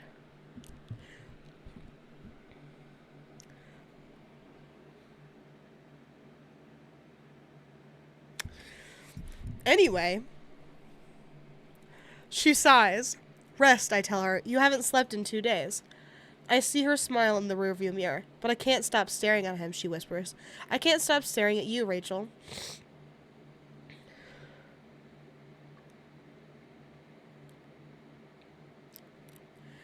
But I do stop, because the oncoming traffic is brighter than it should be. My hands grip the steering wheel. Too bright. I've always heard your life. Let's fucking go, bitch! We're about to die! We both laugh at our son's big balls. Rachel immediately fucking dies. This is awesome. Okay, anyway. I've always heard your life flashes before your eyes in the moments before you die. In a sense, that's true. However, it doesn't come at you in sequence or even in random order. It's just one picture that sticks. Yes! In your head, and everything you feel and everything you see, it's not your actual life that flashes before your eyes. What flashes before your eyes are the people who are your life. Rachel and Clayton. All I see is the two of them. My whole life flashed before my eyes. The sound becomes everything. Everything. Inside me, outside me, through me, under me, over me. Rachel, Rachel, Rachel. I can't find her. Clayton, Clayton, Clayton. I'm wet. It's cold. My head hurts. My arms hurt. I can't see her. I can't see her. I can't see her. I can't see him. The balls crash chapter. I know. The same chapter as balls. Let's fucking go. Silence. Silence. Silence. Deafening silence. Miles! I open my eyes. It's wet. It's wet. There's water. It's wet. Water is in the car. I unbuckle my seat and turn around. Her hands are on his car seat. Miles, help me. It's stuck. I try. I try again. But she needs to get out too. She needs to get out too. Oh my god. I'll cringe at the end of the chapter. I kick my window and break the glass. I saw it in a movie once. Make sure there's a way out before there's too much pressure on the windows. Rachel, get out. I've got him. She tells me no. She won't stop trying to get him out. I'll get him, Rachel. She can't get out. Her seatbelt is stuck. It's too tight. I let go of the car seat and reach for her seatbelt. My hands are underwater when I find it. She slaps my arms and attempts to push me away from her. Get him first, she screams. Get him out first. I can't. They're both stuck. You're stuck, Rachel. Oh, God. I'm scared. Rachel is scared. The water is everywhere. I can't see him anymore. I can't see her. I can't hear him. I reach for her seatbelt again.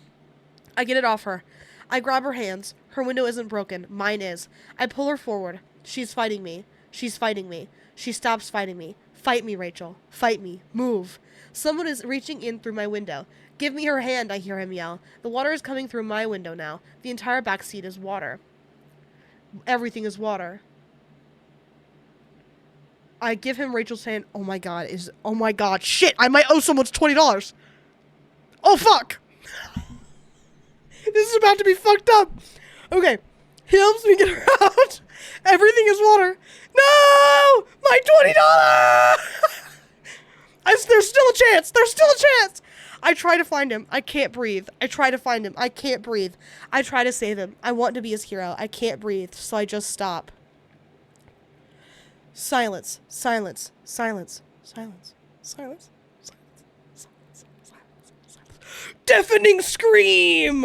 I cover my ears with my hands. I cover my heart with armor. I cough until I can breathe again. I open my eyes. We're in a boat. I look around. We're on a lake. I bring my hand up to my jaw. My hand is red, covered in blood as red as Rachel's hair. Rachel. I find Rachel. Clayton. I don't find Clayton. I push up on my hands and move to the edge of the boat. I need someone to... I need to find him. Someone stops me. Someone pulls me back. Someone won't let me. Someone is telling me it's too late. Someone tells me he's sorry. Someone tells me we can't get to him. Someone tells me we went over the bridge after the impact. Someone someone tells me he's so sorry. I move to Rachel. Instead, I try to hold her, but she won't let me. She's screaming, sobbing, crying, wailing. She hits me. She kicks me. Oh my god, I was right! Oh wait, kind of. Hold on. I tried to save you both, Rachel. You should have saved him, Miles, she cried. You should have saved him. You should have saved him. I should have saved him. She's screaming, sobbing, crying, wailing. I hold her anyway. I let her hit me. I let her hate me. Rachel hates me. I hold her anyway. Rachel cries, but she's quiet. She's crying so hard her throat can't even make a sound. Her body is crying, but her voice is not.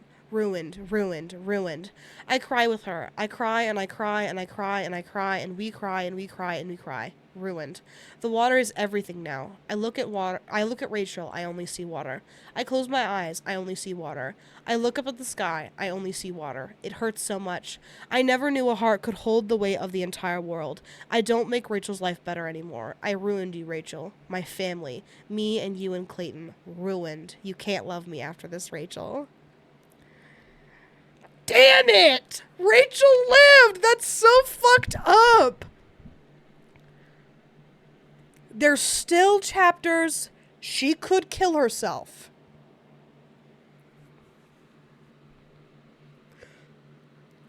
Rachel, you want to kill yourself so bad. There's still time. Rachel wants to kill herself so fucking bad.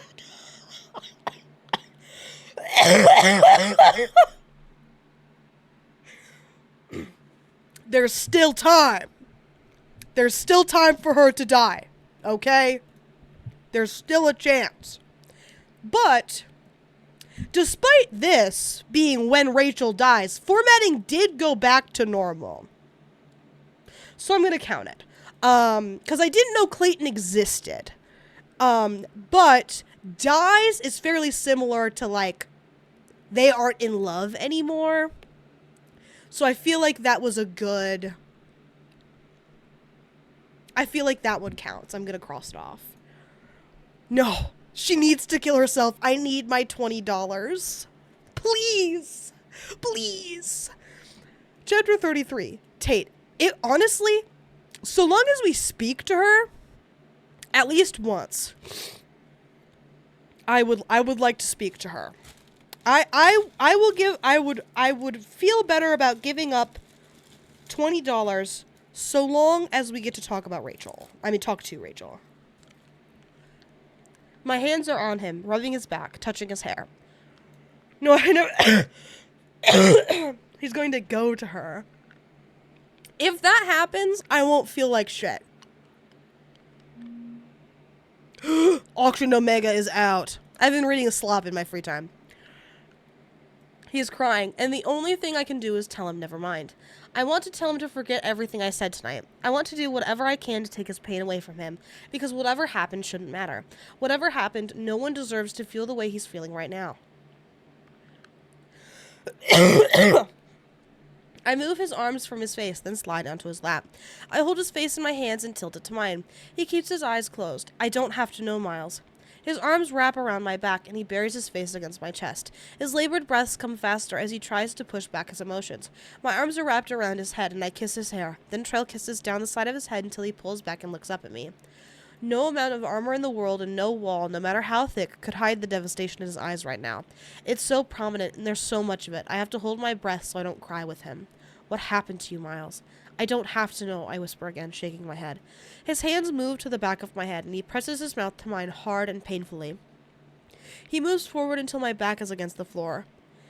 His hands pull at my shirt, and he's kissing me desperately, furiously, filling my mouth with the taste of his tears. I let him use me to get rid of his pain.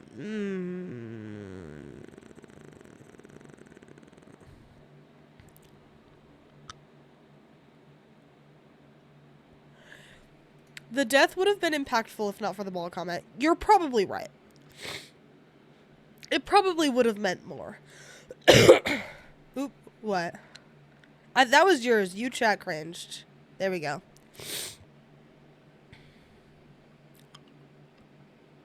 Oh, and it worked for me too. I just didn't see it. That's fine. Oh, I read forward. What? Oh, I did too. I did too. Oh, wait. Oh, fuck. I can't read this. Because they have sex. That's crazy. Ugh.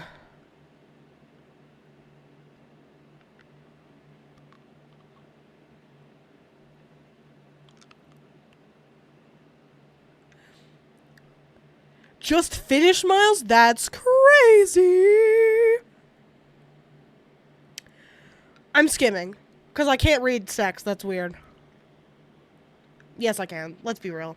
Okay. Because we kind of stopped from here. Give me your pain, Miles. Oh my god, Rachel. My god, Rachel, he whispers. My god, Rachel. Rachel, Rachel, Rachel. That word gets put on repeat inside my head. My god, Rachel. I turn my head away from... I fucking hate the repeating thing. Hi, Trilla. How are you? You missed the worst line in a book ever written. So, I'm happy that you are still innocent. And naive. I'm happy for you. That you have not had to hear it. 'Cause it's fucking crazy. Oh, joy, yeah. It's cool. Anyway, happy for you. I turn my head away from his. It's the worst pain I've ever felt. The absolute worst. His body immediately stills inside mine when he realizes what he said. The only thing moving between us right now are the tears falling from my eyes. Tate, he whispers, shattering the silence between us. Tate, I'm so sorry. I shake my head, but the tears won't stop. Somewhere deep inside me, I feel something harden. And my classic Trilla moment. I'm doing bad. I might have just lost $20. I thought Rachel was gonna die so confidently, and she fucking didn't. I'm pissed off. I hope she kills herself. I really, really do. He was censored for some reason. But not nipples. There was a worse word in that sentence that they could have censored. Very interesting choice, but anyway. Something that was once liquid completely freezes, and it's in this moment that I know what it is. I know that this is it. That name. It said it all. I'll never have his past because she has it. I'll never have his future because he refuses to give it to anyone who isn't her. And I'll never know why because he'll never tell me. Ugh. He begins to pull out of me, but I tighten my legs around his. Ugh, why? He sighs heavily against my cheek. I swear to God, Tate, I wasn't thinking about... Stop, I whisper. I don't want to hear him defend himself. Defend what just happened. Just finish, Miles. Ugh. Do you rip up fresh basil for pizza or just whole leaf? I only have like 3 leaves. Well, I feel like if you get basil in like a thingy, you sprinkle it, so I'm sure ripping it up is fine. So it's, you know, across the whole pizza. I feel like that's fair. A bit unconventional, but not illegal. He lifts his head and looks down at me. I see the apology clear as day hiding behind fresh tears. I don't know if it's my words that have just cut him again or the fact that we both know that this is it. But it looks like his heart just broke again, if that's even possible. A tear falls from his eyes and lands on my cheek. I feel it roll down and combine with one of my own. That's stupid. That's the stupidest shit I've ever heard in my fucking life. I just want this to be over.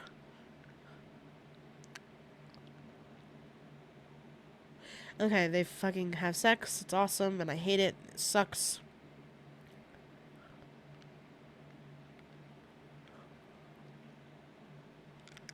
Ugh, ew.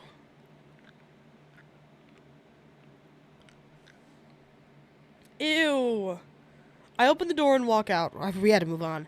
Basically, they have sex and it's the worst shit I've ever seen. To sum it up. I open the door and walk out. I close the door behind me, and it's the hardest thing I've ever done. I can't even walk the 3 feet back to my apartment. I collapse in the hallway. I'm liquid. Nothing but tears. Miles. 6 years earlier. We went home. Not to our home. Rachel wanted Lisa. Rachel needs her mother. I kind of need my father. Every night I hold her. Every night I tell her I'm sorry. Every night we just cry. I don't understand how it can be so perfect. How life and love and people can be so perfect and beautiful. That it's not. It's so ugly. Life and love and people become ugly. it all becomes water. Tonight is different. This night is the first night in 3 weeks when she's not crying. I hold her anyway. I want to be happy that she's not crying, but it scares me. Her tears mean she feels something. Even if that something is devastation, it's still something. There aren't any tears tonight. I hold her anyway. I tell her I'm sorry again. She never tells me it's okay. She never tells me it's not my fault. She never tells me she forgives me. She does kiss me tonight, though. She kisses me and takes off her shirt. She tells me to make love to her. I tell her we shouldn't. I tell her we're supposed to wait 2 more weeks. She kisses me, so I'll stop talking. I kiss her back. Rachel loves me again, I think. She kisses me like she loves me. I'm gentle with her. I go slow. She's touching my skin like she loves me. I don't want to hurt her. She cries. Please don't cry, Rachel. I stop. She tells me not to stop. She tells me to finish. Finish. I don't like that word. Like this is a job. I kiss her again. I finish. Miles. Damn it! She doesn't kill herself. Fuck! Ah. Ugly love! Just like the chapter. I'm sorry, not the chapter. Just like the book title. Right ahead. No. You're good.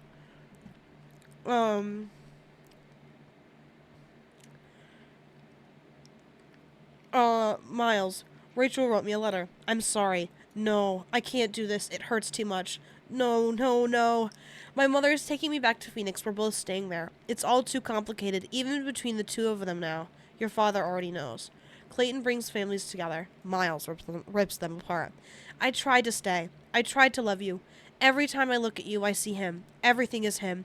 If I stay, everything will always be him. You know that. I know you understand that. I shouldn't blame you, but you do. I'm so sorry. You stopped loving me with a letter, Rachel? Love. I feel it. All the ugly parts of it. It's in my pores, my veins, my memories, my future. Rachel.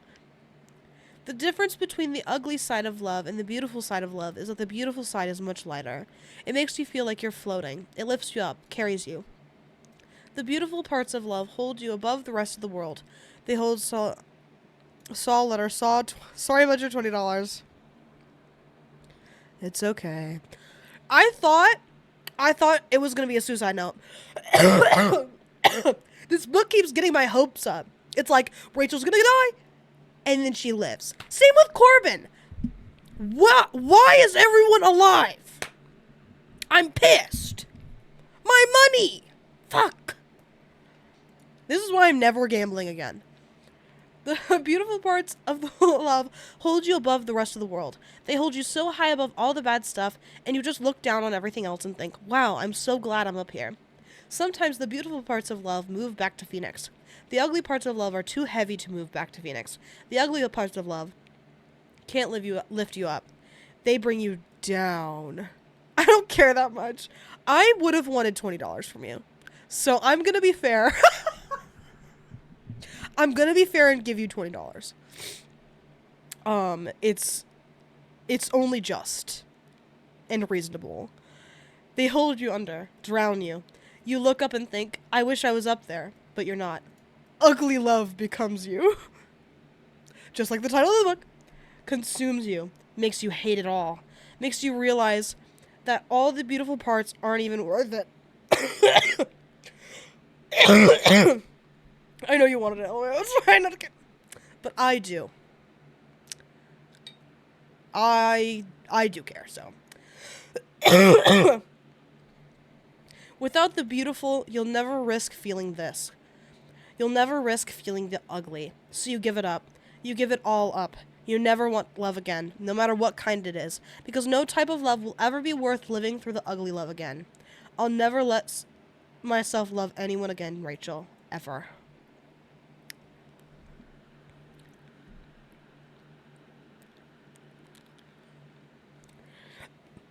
At least it was a car crash. Like, that was the least the book could do for me.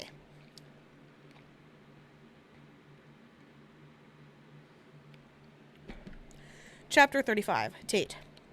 Last load, Corbin says, picking up the remaining 2 boxes. I hand Corbin the key to my new place.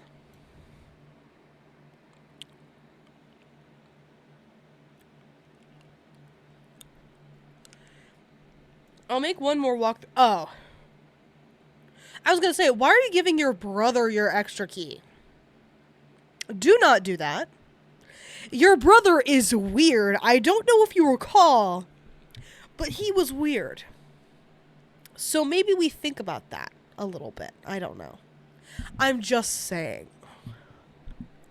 Anyway. I'll make one more walkthrough and meet you over there. I open the door for Corbin, and he exits the apartment. I'm left staring at the door across the hall. I haven't seen or spoken to him since last week. I've been selfishly hoping he would show up and apologize, but then again, what would he even be apologizing for? He never lied to me. He never verbalized promises that he broke. The only times he wasn't brutally honest with me were the times he didn't speak. The times he looked at me and I assumed the feelings I saw in his eyes were more than what he was able to verbalize. It's apparent now that I more than likely invented those feelings from him in order to match them to my own. The occasional emotion behind his eyes when we were together was obviously a figment of my own imagination, a figment of my hope. I scanned the apartment one last time to make sure I packed everything.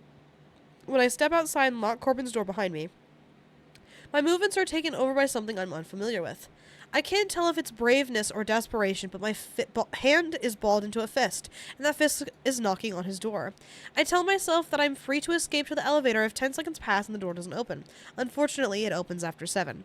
My thoughts begin to riot with rationalization as the door opens wider. Before rationalization wins and I dart away, Ian appears in the doorway. His eyes change from complacent to sympathetic when he sees me standing there. Tate, he says, capping my name off with a smile. I notice the shift of his gaze toward Miles' bedroom before his eyes fall back on mine. Let me get him, he says. I feel the ascent in the nod of my head, but my heart is making a descent, scaling down my chest, through my stomach, and straight to the floor. Tate's at the door, I hear Ian say. I inspect every word, every syllable, searching for a clue. Aggressive standards, no kidding. But she hasn't had standards thus far, so why would there be a change? Anyway, searching for a clue wherever I can find one. I want to know if he rolled his eyes when he said that, or if he said it hopefully. If anyone knows how Miles would feel about me standing in his doorway, it would be Ian. Unfortunately, Ian's voice gives no indication of what Miles may feel about my presence. I hear footsteps. I dissect the sound of the footsteps as they close in on the living room. Are they hurried footsteps? Are they hesitant? Are they angry? When he reaches the door, my eyes fall to his feet first. I get nothing from them, no clues that will help me find the confidence I so desperately need in this moment. I can already tell my words will come out raspy and weak, but I force them up anyway. I'm leaving, I say, still staring down at his feet. I just wanted to say goodbye. There's no immediate reaction from him, physically or verbally. My eyes finally make the brave journey up to his. When I see the stoic look on his face, I want to step back, but I'm afraid I'll trip over my heart. I don't want him to watch me fall. My regret over making the choice to not consumes me with the brevity in his response. Goodbye, Tate. His feet. Present day! Let's fucking go! I was actually hoping this would happen.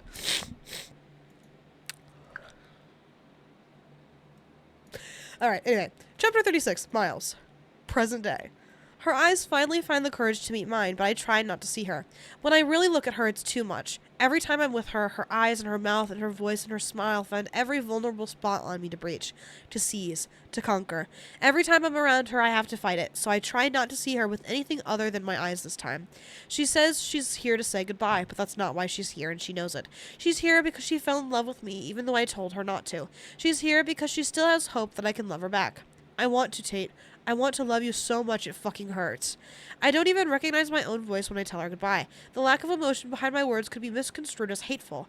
A far cry from the apathy I'm attempting to convey, and an even farther cry from the urge I have to beg her not to go. She immediately looks down at her feet, and I can tell my response just killed her. But I've given her enough false hope. Every time I've allowed her in, it hurts her that much more when I have to push her away. But it's hard to feel bad for her, because as much as she's hurting, she doesn't know pain. She doesn't know it like I know it. I keep pain alive. I keep it in business. I keep it thriving with as much as I experience it.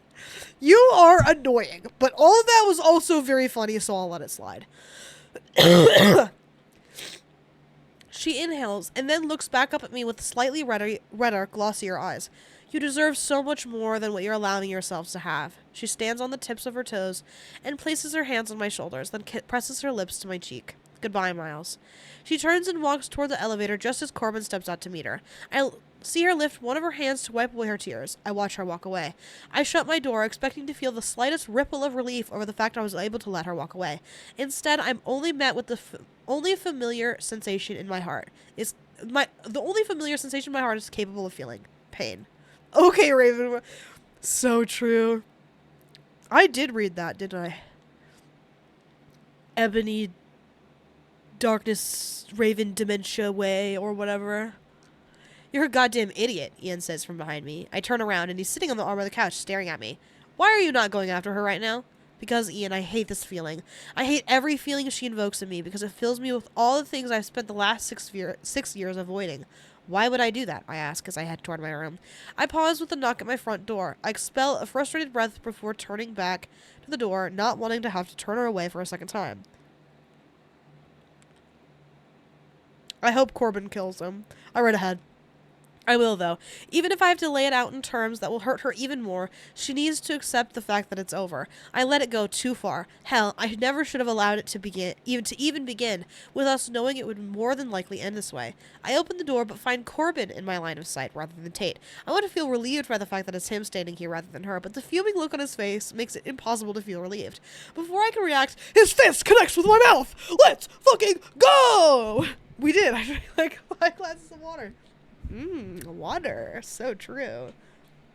I could go for some.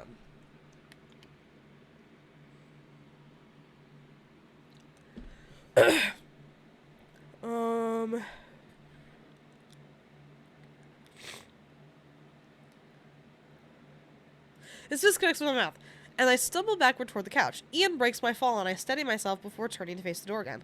What the hell, Corbin? Ian yells. He's holding me back, assuming I want retaliation. I don't. I deserved that. Corbin trades looks between the two of us, finally settling on me. He pulls his fist up to his chest and rubs it with the other hand. We all know I should have done that a long time ago. He grips the doorknob and pulls it shut, disappearing back out of the hallway. Based. Wouldn't have happened if Corbin had died, so I'll let it slide. I shrugged out of Ian's grasp and bring my hand up to my lip. I pull my fingers back and they're tinged with blood. How about now? Ian says, hopeful. You're gonna go after her now? I glare at him before turning to stalk off to my bedroom. Ian laughs loudly. It's the kind of laugh that says, you're a goddamn idiot.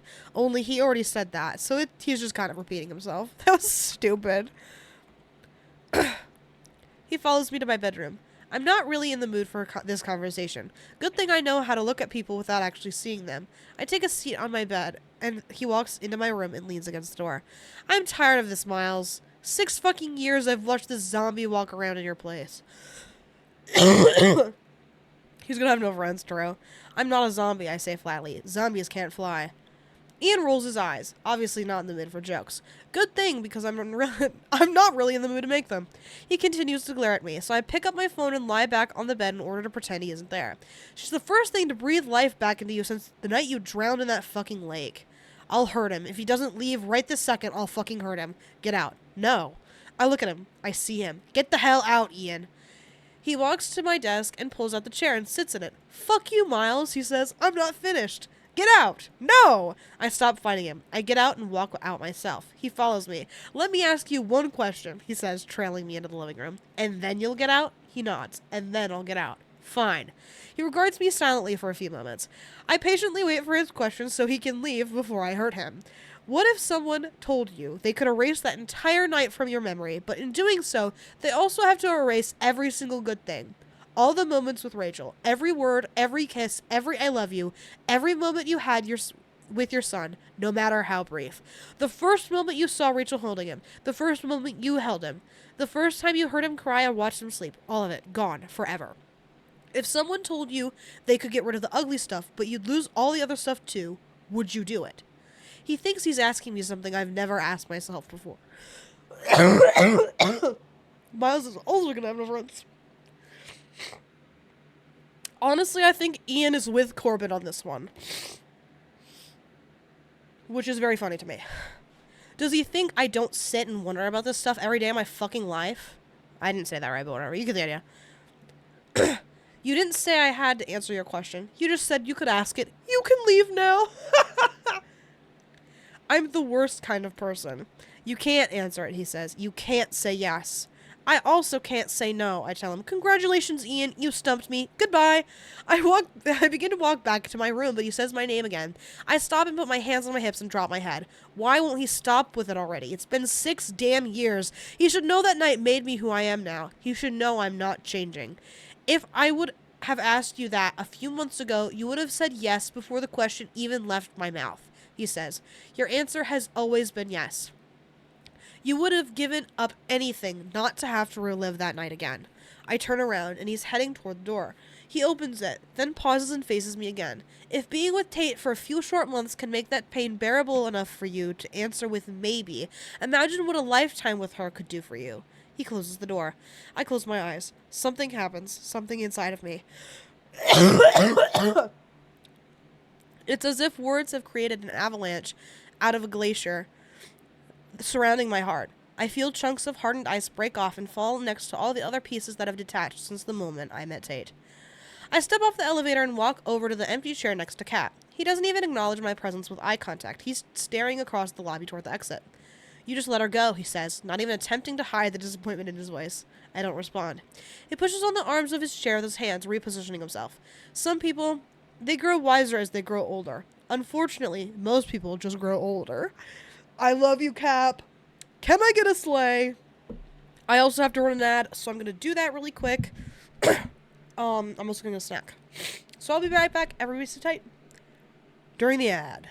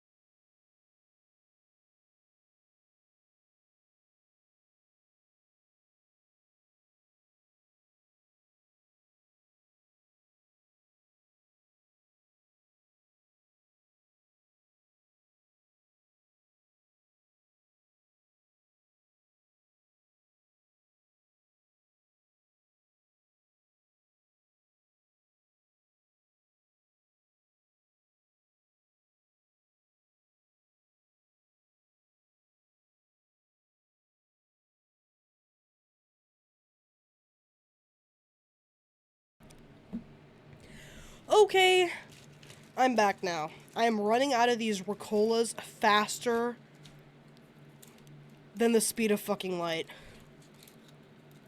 Thank you. It is good to be back. I'm gonna need to run the store. Unfortunately. Anyway. we push forth. He turns to face me. You're one of the ones just been growing older, because you are as stupid as the day you were born. Cap knows me well enough to know that this is what had to happen. He has known me all my life, having worked maintenance on my father's apartment building since before I was born. Before that, he worked for my grandfather doing the same thing. This pretty much guarantees he knows more...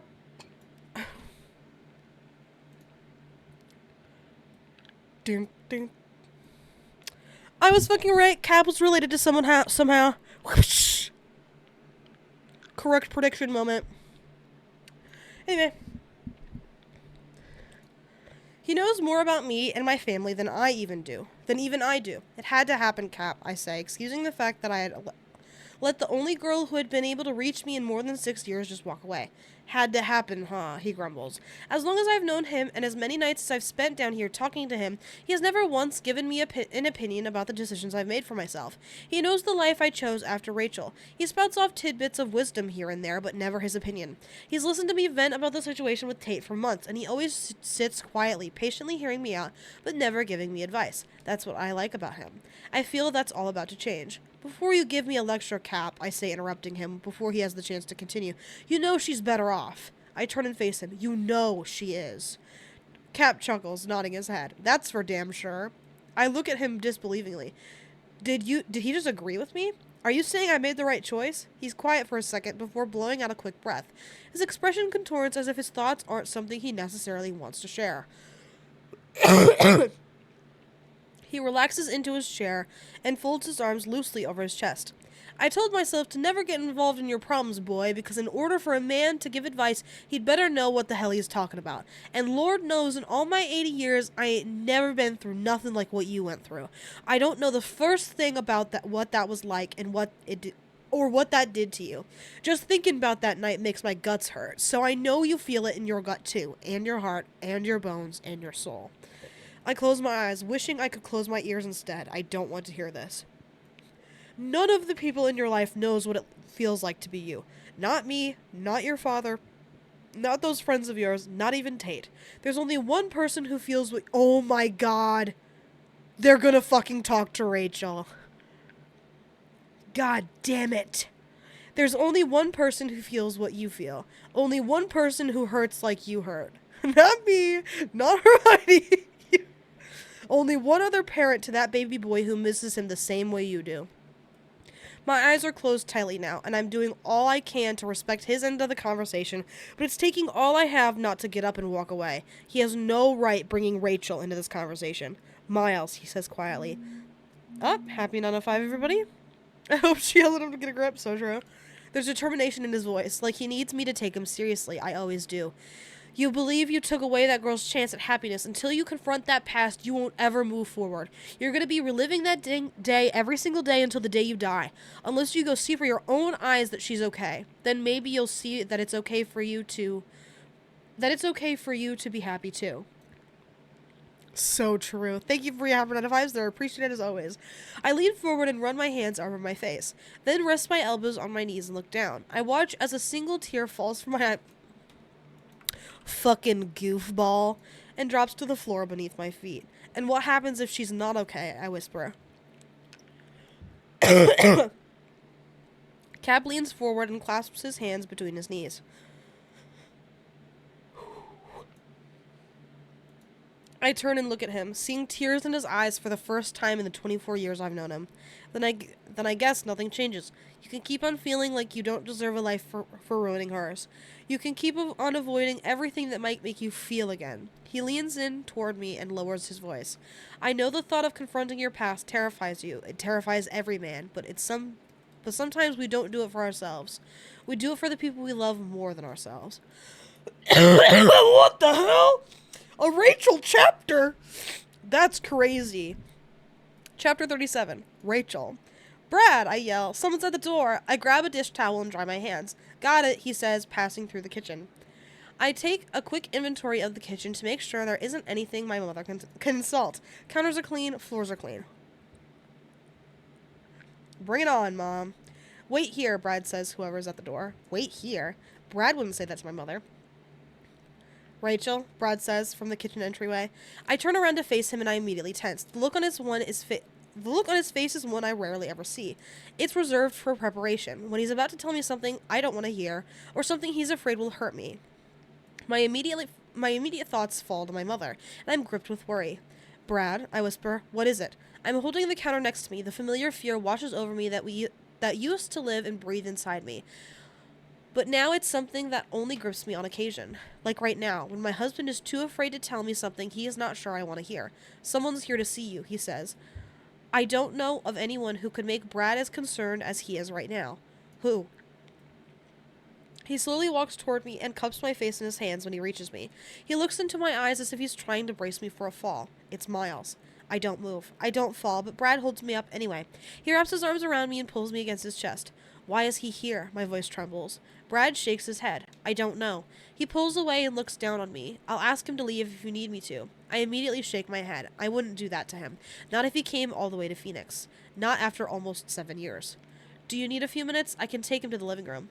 I don't deserve this man. I don't know what I'd do without him. He knows my history with Miles. He knows everything we went through. It took me a while to be able to tell him the whole story. He knows all of this, and he's standing here, offering to invite the only other man I've ever loved into our home. It's okay, I tell him, even though I'm not. I don't know if I want to see Miles. I have no idea why he's here. Are you okay? Your brother is at the door? No fucking way. I totally forgot about that, too. That's so funny. He nods. He looks upset. Wait! I forgot! We can check something off. Love interest, child dies. I was so excited about my predictions that I forgot that I can check this off as well. And this one's easier to win. Honestly, he does write cringe poetry because of the way that his chapters are written is just cringe poetry, if we're being honest. Anyway. He nods. He looks upset. I think you should talk to him. He leans in and kisses me on the forehead. He's in the foyer. I'll be in my office if you need me. I nod, and then I kiss him. I kiss him hard. He walks away, and I'm left standing silently in the kitchen, my heart beating erratically within my chest. I take a deep breath, but it does nothing to calm me. I brush my hands down my shirt and walk toward the foyer. Miles' back is to me, but he hears me round the corner. He turns his head slightly over his shoulder, almost as if he's just as afraid to turn around and look at me as I am to see him. He does it carefully, slowly. Suddenly my eyes are locked with his. I know it's been 6 years, but in that 6 years he's somehow completely changed without changing at all. He's still Miles, but he's a man now. This makes me wonder what he's seeing, looking at me for the first time since the day I left him. Hey, he says, treading carefully. His voice is different. It isn't the voice of a teenager anymore. Hi. I lose his gaze as his eyes travel around the foyer. He takes in my home, a home I never expected to see him in. We both stand in silence for a whole minute, maybe 2. Rachel, He looks back at me again. I don't know why I'm here. I do. I can see it in his eyes. I got to know those eyes so well when we were together. I knew all his thoughts, all his emotions. He wasn't able to hide how he felt because he felt so much. He's always felt so much. He's here because he needs something. I don't know what. Answers, maybe? Closure? I'm glad he waited until now to get it, because I think I'm finally ready to give it. It's good to see you, I tell him. Our voices are weak and timid. It's weird seeing someone for the first time under different circumstances from when you parted. I loved this man. I loved him with all my heart and soul. I loved him like I love Brad. I also hated him. Come in, I say, motioning toward the living room. Let's talk. He takes 2 hesitant steps toward the living room. I turn around and let him follow me. We both take a seat on the sofa. He doesn't get comfortable. Instead, he sits on the edge of it and leans forward, resting his elbows on his knees. He's looking around, taking in my home once more, my life. You're brave, I say. He looks at me, waiting for me to continue. I've thought about this, Miles, about seeing you again. I look down. I just couldn't. You left me, man. So this is a breach, you could argue, but whatever. Why not? He says almost immediately. I make eye contact with him again. The same reason you haven't. We don't know what to say. He smiles, but it's not the smiles. Huh?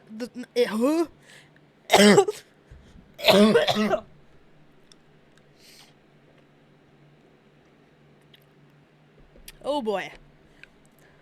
He smiles, but it's not the smile I used to love on Miles. This one is guarded. I wonder if I did this to him. If I'm responsible for all the sad parts of him. There are so many sad parts of him now. He picks up a photo of Brad and me from the end table. His eyes study the picture in his hands for a moment. Do you love him? He asks, continuing to stare at the picture. Like you loved me? He's not asking in a bitter or jealous way. He's asking in a curious way. Yes, I reply, just as much. He places the picture back on the end table but continues to stare at it. How? He whispers. How did you do that? His words bring tears to my eyes, because I know exactly what he's asking me. I asked myself the same question for several years until I met Brad. I didn't think I'd ever be able to love someone again. I didn't think I'd want to love someone again. Why would anyone want to put themselves in a position that could bring back the type of pain that makes a person envious of death? I want to show you something, Miles. I stand up and reach for his hand. He watches my hand cautiously for a moment before finally reaching for it. His fingers slide through mine, and he squeezes my hand as he stands up. I begin making my way toward the bedroom, and he follows closely behind me. We reach through the bedroom door, and my fingers pause on the doorknob. My heart is heavy. The emotions and everything we went through are surfacing. But I know I have to allow them to surface if I want to help him. I push the door open and walk inside, pulling Miles behind me. I wish Tate had gotten to talk to Rachel instead.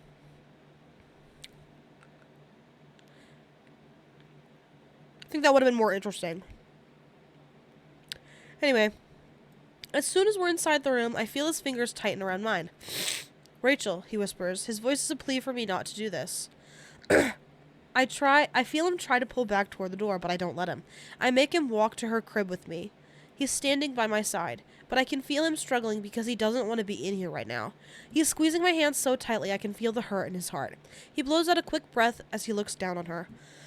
I see the roll of his throat when he swallows, then blows out another steadying breath. I watch as his free hand comes up and grips the edge of her crib, holding onto it as tightly as the hand that's wrapped around mine. What's her name?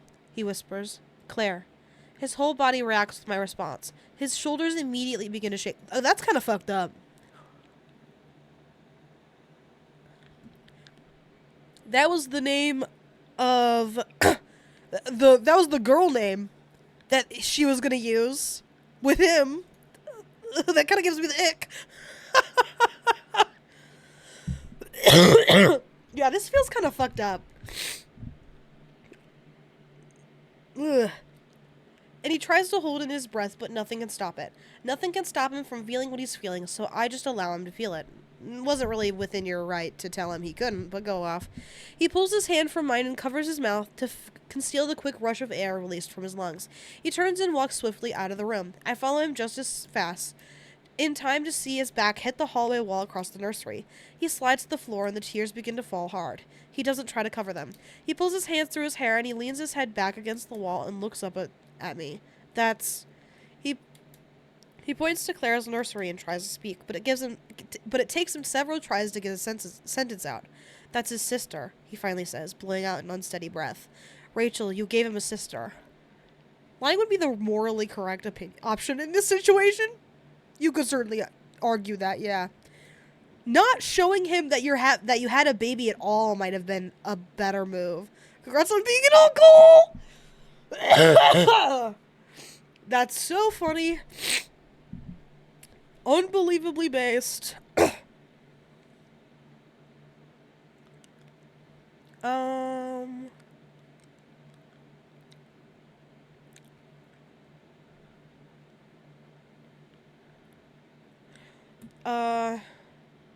Did I say this?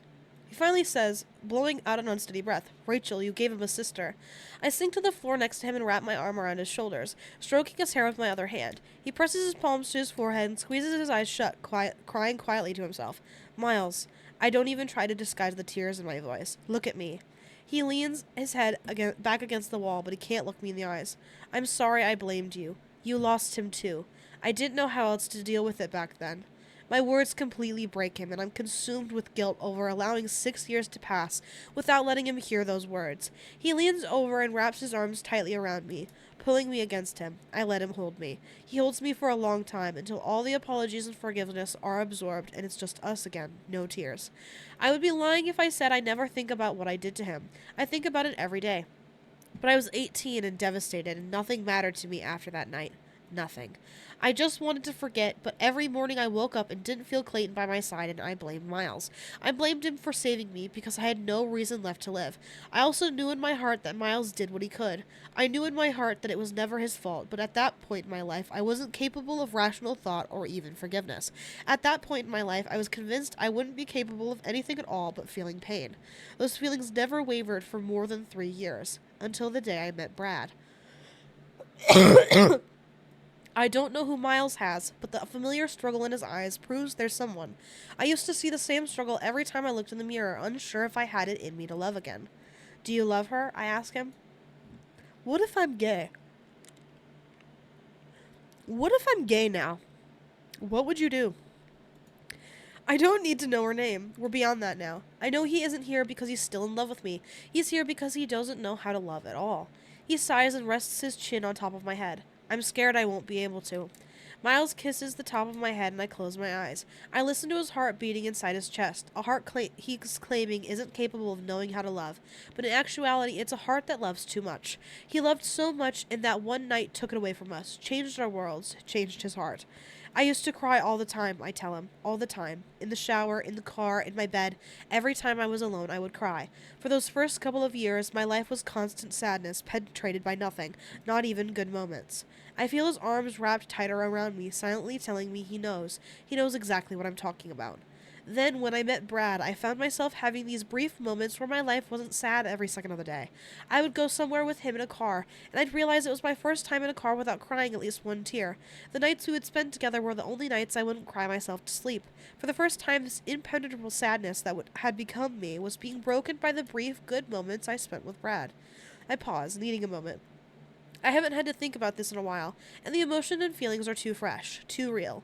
I pull away from Miles and lean back against the wall, and then rest my head on his shoulder. He tilts his head until it's resting against mine and grabs my hand, intertwining our fingers. After a while, I began to notice that the good moments with Brad began to outweigh all the sadness.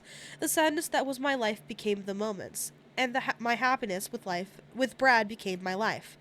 I feel him exhale, and I know and I know he knows what I'm talking about. I know that whoever she is, he's had those good moments with her. Maybe like 2 of them, and one of them was shopping for a rug. For the entire 9 months I was pregnant with Claire, I was so scared I wouldn't be able to cry from happiness when I saw her. Right after she was born, they handed her to me, just like they did when Clayton was born. Claire looked just like him, Miles, just like him. I was staring down at her, holding her in my arms, and tears were running down my cheeks. But I was crying good tears, and I realized at that moment that they were the first tears of happiness I had cried since the day I held Clayton in my arms. I wipe my eyes and let go of his hand, then lift my head off his shoulder. You deserve that too, I tell him. You deserve to feel that again. He nods. I want to love her so much, Rachel, he says, breathing out the words like they've been pent up forever.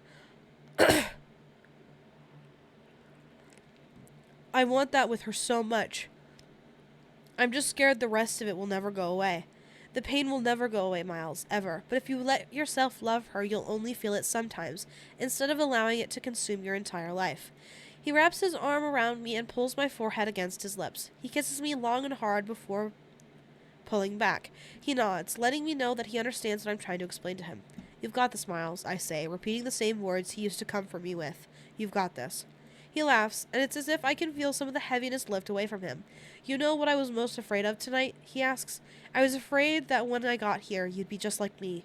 He brushes my hair back and smiles. I'm so happy you're not. It makes me feel good to see you happy. He pulls me to him and hugs me tightly. Thank you, Rachel, he whispers. He kisses me gently on the cheek before releasing me to stand up. I should probably go now. I have a million things I want to tell her. He makes his way down the hallway toward the living room. Then he turns to face me one last time. I no longer see all the sad parts of him. Now I just see a calmness when I look in his eyes. Rachel? He pauses, watching me quietly for a moment. A peaceful smile slowly spreads across his face. I'm so proud of you. He disappears from the hallway, and I remain on the floor until I hear the front door close behind him. I'm proud of you too, Miles. Chapter 38. Tate. I close the door to my car and walk to the stairs leading up to the second floor of my apartment complex. I'm relieved not to have to use the elevator anymore, but I can't help but miss Cap a little bit, even if his advice didn't make a whole lot of sense to me the majority of the time. It was nice just having him there to vent to. I've been keeping myself busy with work and school, trying to stay focused, but it's been hard.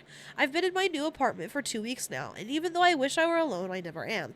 Every time I walk through my front door, Miles is still everywhere. He's still in everything, and I keep waiting until he's not. I keep waiting for the day when it will hurt less, when I won't miss him as much. I would say that my heart is broken, but it's not. I don't think it is. Actually, I wouldn't know, because my heart hasn't been in my chest since I left it lying in front of his apartment the day I told him goodbye.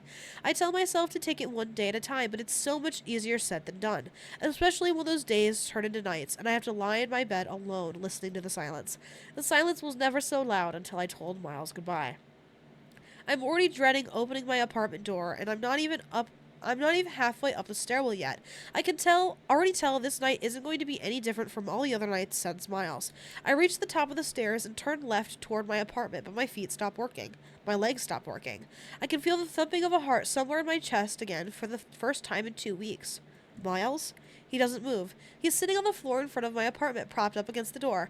I walk slowly toward him, not sure what to make of his appearance. Is he gonna break it? That's so funny. Nope, he's just chillin'. He's not in uniform. He's casually dressed, and the stubble on his face proves he hasn't worked in a few days.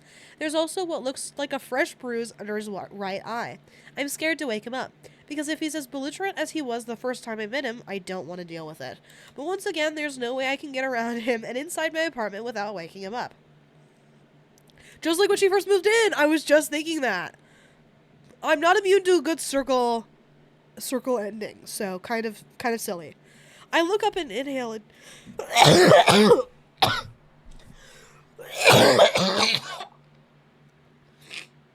sorry.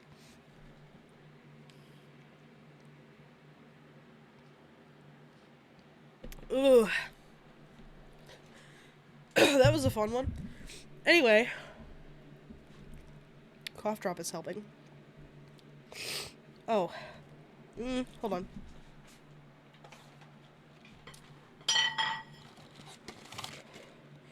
Six of them.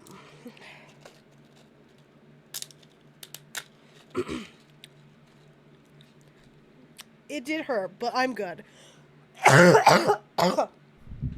But thank you. I have to take my NyQuil now. Fucking maybe.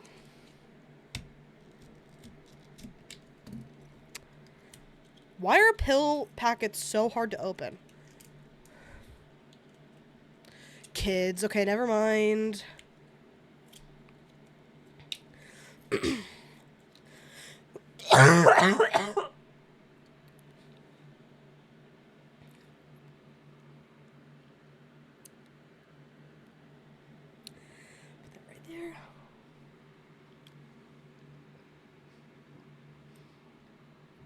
Okay. Sorry. Think I'm good now. I look up and inhale a deep breath, wondering what to do. I'm afraid if I wake him up, I'll cave. I'll let him inside, and I'll give him what he's here for, which definitely isn't a part of me that I want to give him. Tate, he says. I look down at him, and he's awake now, pulling himself up, watching me nervously. I take a step back once he's standing because I forgot how tall he is, much he becomes everything when he's standing right in front of me. How long have you been here? I ask him. He glances down at his cell phone in his hand. 6 hours. He looks back up at me. That is so funny. That would work on me. I need to use your restroom pretty bad. I want to laugh, but I can't remember how. I turn to my door and he steps out of the way for me to unlock it. Ow. My trembling hand pushes open the door to my apartment and I walk inside, then point to the hallway, on the right. I don't look back at him while he walks in that direction. I wait until the bathroom door closes and I fall onto the couch and bury my face in my hands. I hate that he's here. I hate that I let him in without question. I hate that as soon as he walks out of the bathroom, I'm going to have to make him leave. But I just can't do this to myself anymore. I'm still trying to gather myself when the bathroom door opens and he walks back in the living room.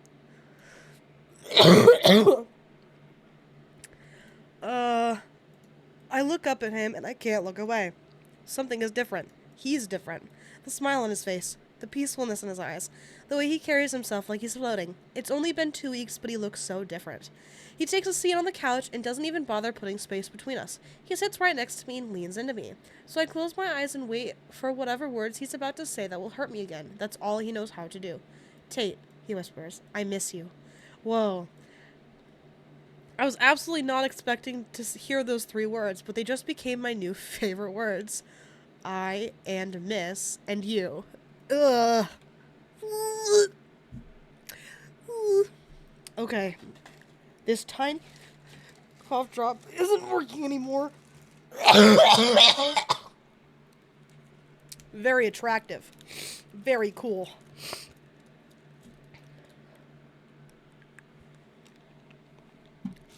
Do you think if you do too many of them, they stop working? This is fun.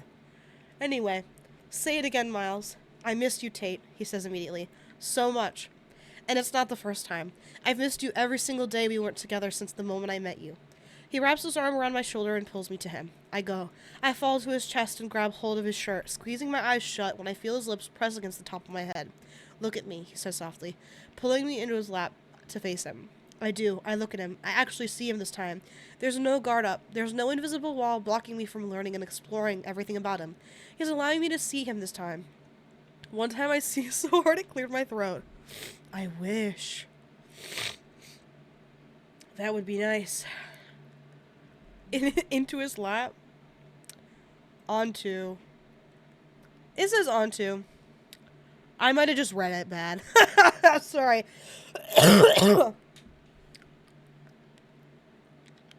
I do. I look at him, blah, blah, blah, exploring everything about him. He's allowing me to see him this time, and he's beautiful. No, oh, okay. Got it. So much more beautiful than before. I don't even know if I finished the last sentence, but it doesn't fucking matter. Whatever changed in him, it was huge. I want to tell you something, he says. This is so hard for me to say because you're the first person I ever wanted to say it to. I'm scared to move. His words are terrifying to me, but I nod. I had a son, he said quietly, looking down at our hands now laced together. Those 4 words are delivered with more pain than any 4 words I've ever heard. I inhale. He looks up at me with tears in his eyes, but I remain quiet for him, even though his words just knocked the breath out of me. He died 6 years ago. His voice is soft and distant, but it's still his voice. I can tell those words are some of the hardest he's ever had to say. It hurts him so much to admit this. I want to tell him to stop. I want to tell him I don't need to hear it if it hurts. I want to wrap my arms around him and rip the sadness from his soul with my bare hands, but instead I let him finish. Miles looks back down at our interlocked fingers. I'm not ready to tell you about him yet. I need to do it at my own pace. I nod and squeeze his hands reassuringly. I will tell you about him, though. I promise. I also want to tell you about Rachel. I want you to know everything about my past. Tomato, but like we just met after 2 weeks again. Wait, what?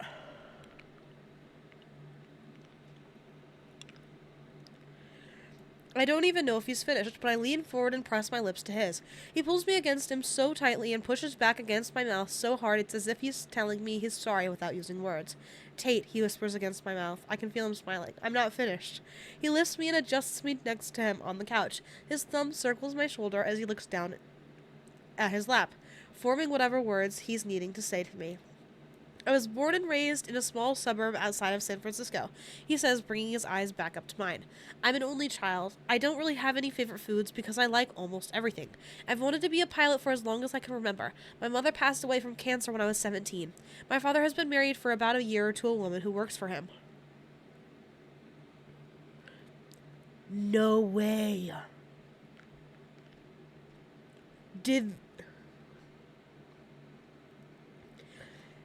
His dad and Lisa got divorced, so they're not siblings anymore? That's crazy. They just just saw each other after 2 weeks. This is not Lapdory. Oh, okay, got it.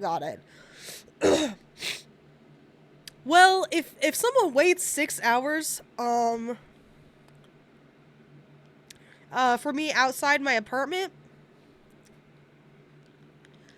maybe Lap is the territory. I don't know. She's nice and they're happy together. I've always kind of wanted a dog, but I've never had one. I watch him mesmerized. I watch his eyes as they roam around my face while he talks, while he tells me all about his childhood and his past and how he met my brother and his relationship with Ian. His hands finally meet mine, and he covers it as though he's becoming my shield, my armor. The night I met you, he finally says. The night you found me in the hallway? His eyes dart toward his lap, unable to hold contact with mine. My son would have been 6 that day. That's so fucked up. I know he said he wants me to listen to him, but right now I just need to hug him. I lean forward and wrap my arms around him, and he lies back on the couch, pulling me on top of him. It took everything I had to try and convince myself that I wasn't falling for you, Tate. Every single time I was around you, the things I would feel terrified me. I'd gone 6 years thinking I had control of my life and my heart, and that nothing could ever hurt me again. But when we were together, there were moments I didn't care if I ever hurt again, because being with you almost felt worth the potential pain. Every time I began to feel that way, I would push you farther away out of guilt and fear. I felt like I didn't deserve you. I didn't deserve happiness at all, because I'd taken it away from the only 2 people I'd ever loved. His arms tighten around me when he feels my shoulders shaking from the tears making their way out of my eyes. His lips meet the top of my head, and he inhales a steady breath as he kisses me long and hard. I'm sorry it took me so long, he says with a voice full of remorse, but I'll never be able to thank you enough for not giving up on me.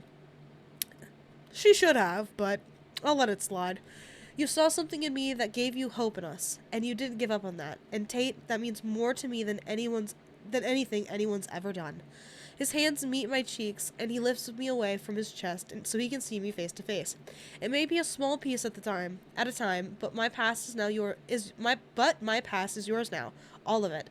Anything you want to know, I want to tell you, but only if you can promise me I can also have your future. The tears cascade down my cheeks, and he wipes them away, even though I don't need him to. I don't care that I'm crying, because they aren't sad tears, not in the least. We kiss for so long my mouth starts to hurt as much as my heart. My heart isn't hurting from pain this time, though. It hurts because it's never felt this full.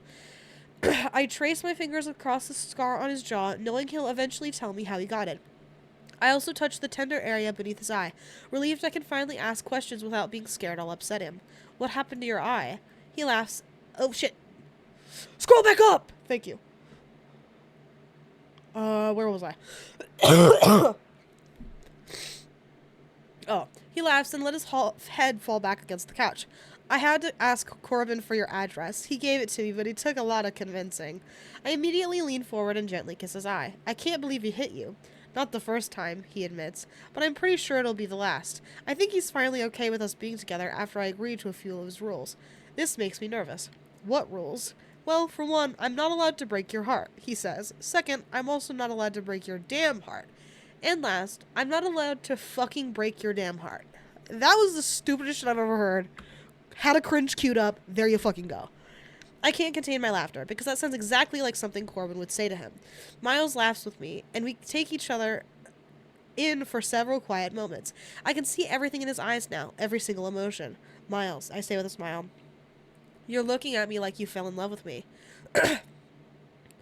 He shakes his head. I didn't fall in love with you, Tate. I flew.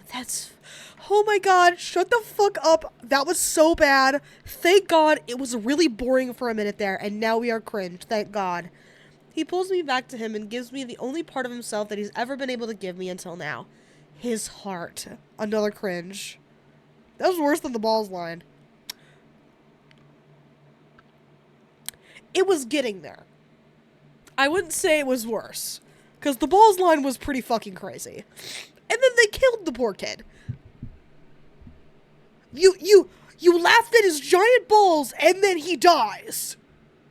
That's the last thing you thought about your son before he died. That's crazy. Anyway, chapter 39, Miles. I stand in the doorway of my bedroom and watch her sleep. She doesn't know it, but I do this every morning she's here with me. She's what starts my day off right. The first time I did this was the morning after I met her. I couldn't remember much from the night before. The only thing I remembered was her. I was on the couch and she was stroking my hair, whispering, telling me to go to sleep. When I woke up in Corbin's apartment the next morning, I couldn't get her out of my head. I thought she had been a dream until I saw her purse in the living room. I peeked inside her bedroom just to see if anyone was in the apartment with me. What I felt the moment I laid eyes on her was something I hadn't felt since the moment I had first laid eyes on Rachel. I felt like I was floating. Her skin and her hair and her lips and the way she looked like an angel while I stood there and watched her brought back so many feelings that had become foreign to me over the past 6 years. Yeah, peeking inside her bedroom was crazy. Peeking, fine. Normal. Watching? I don't know. I had gone so long refusing to allow myself to feel anything for anyone. Not that I could have controlled the feelings I was experiencing toward Tate that day. I couldn't control them if I'd wanted to. I know because I tried. I tried like hell. But the second she opened her eyes and looked at me, I knew. She was either going to be the death of me, or she was going to be the one who finally brought me back to life. The only problem I had with that was the fact that I didn't want to be brought back to life. I was comfortable. Protecting myself from the possibility of experiencing what I had experienced in the past was my only priority. However, there were so many moments when I forgot that what my only priority was supposed to be. When I finally caved in and kissed her, that was the point at which everything had changed. I wanted so much more after experiencing that kiss with her. I wanted her mouth and her body and her mind, and the only reason I stopped was that I felt myself also wanting her heart. Watching some random person sleep gets not one but 3 cringes. You were really going wet and wild there. I was good at lying ugh! I'm starting to lose it. I was good at lying to myself, though, convincing myself that I was strong enough to have her physically and no other way. I didn't want to get hurt again, and I sure as hell didn't want to hurt her. I did anyway, though. I hurt her so much, more than once. Now I plan to spend a lifetime making it up to her. I walk to my bed and sit on the edge of it. She feels the bed shift, and she opens her eyes, but not all the way. A hint of a smile plays on her lips before she pulls the covers over her head and rolls over. We officially began dating 6 months ago, and that's been plenty long enough for me to realize she is not at all a morning person. I lean forward and kiss the area of the blanket covering up her ear. Wake up, sleepyhead, I whisper. She groans, so I lift the covers up and slide in behind her, wrapping myself around her. Her groan eventually turns into a soft moan. Tate, you need to get up. We have a plane to catch. That gets her attention. She rolls over cautiously and pulls the covers from over our heads. Okay, Miss Hoover, time to wrap it up. I'm in the same boat. Like, what are we doing? Let's get a move on. Show me the pregnancy so I can cross the second pregnancy off on Colleen Hoover bingo, and then let's move on. What the hell do you mean we have a plane to catch? I'm grinning, trying to contain my anticipation. Get up, get dressed, let's go. If there's a second fucking Vegas wedding, I'm gonna lose my mind. Are they meeting Claire together? That would be crazy. She's eyeing me suspiciously, which makes total sense, considering it's not even 5 o'clock in the morning yet. I know you know how rare it is for me to have an entire day off, so this better be worth it. I laugh and give her a quick kiss. That all depends on our ability to be punctual. I stand up and pat the mattress several times with the palms of my hands. So get up, get up, get up. She laughs and throws the covers off of her completely. She scoots to the edge of the bed and I help her stand up. It's hard to stay irritated with you when you're this giddy, Miles. We reach the lobby and Cap is waiting at the elevator just like I asked him to. He has a juice in a to-go cup and our breakfast. I love the relationship they have. I was a little worried to reveal to Tate that I had known Cap all my life. When I finally told her, she was irritated with both of us, mostly because she assumed Cap was telling me everything she confessed to him. I assured her Cap wouldn't do that. I know he wouldn't, because Cap is one of the few people in this world I trust. He knew just the right things to say to me without appearing as though he were lecturing me or giving advice. He'd always say just enough to make me think long and hard about my situation with Tate. Luckily, he's one of the few people who grow wiser with age, and he knew what he was doing with both of us all along.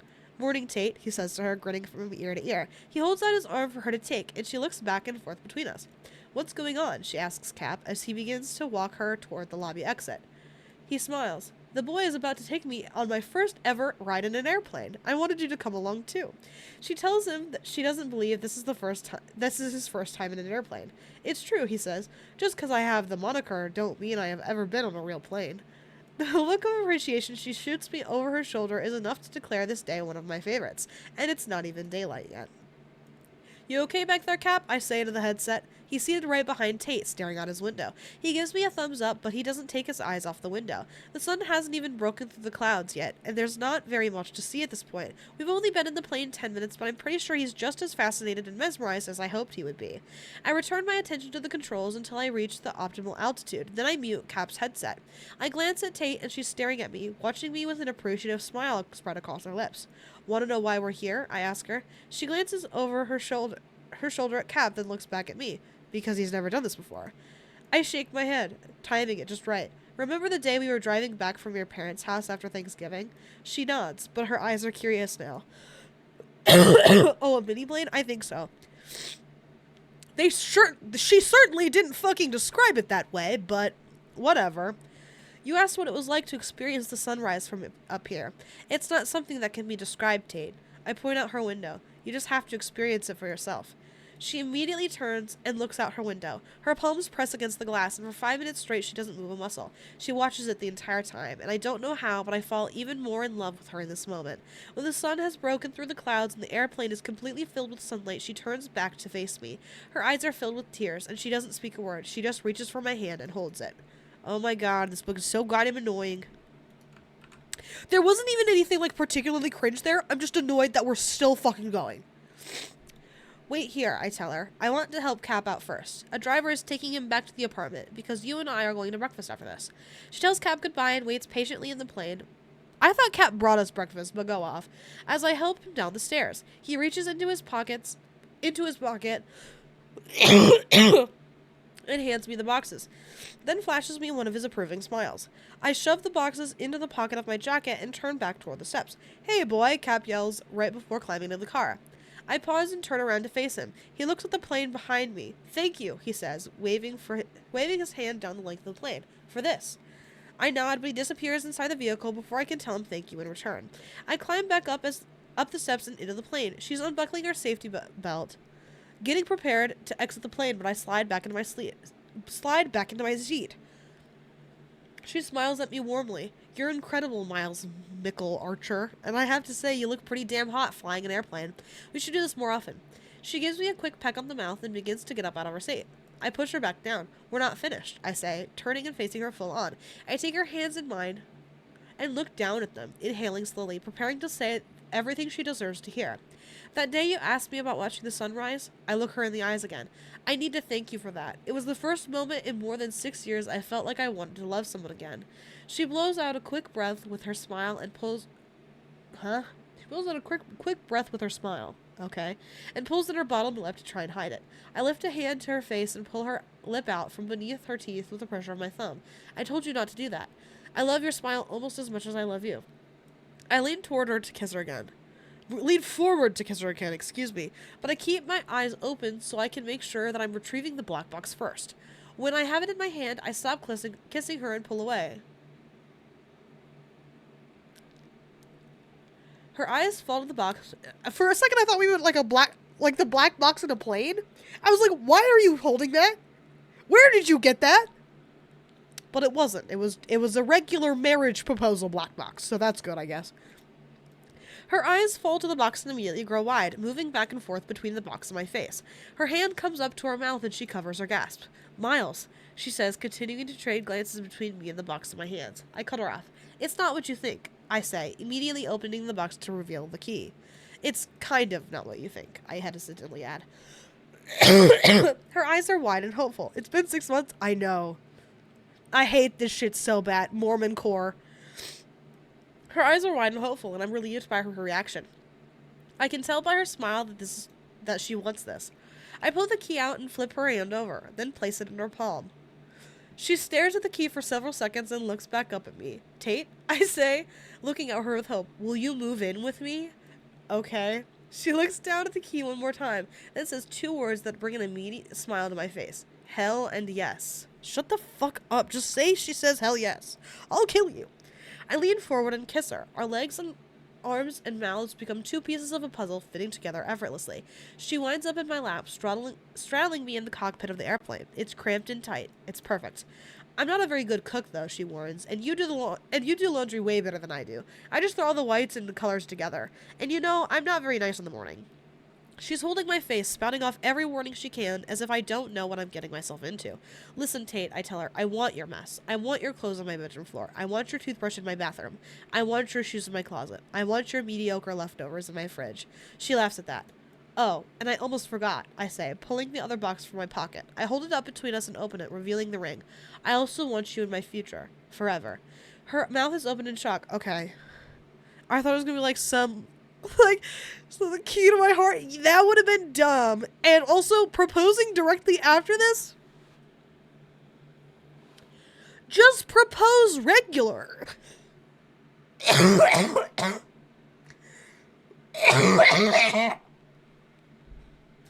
Anyway.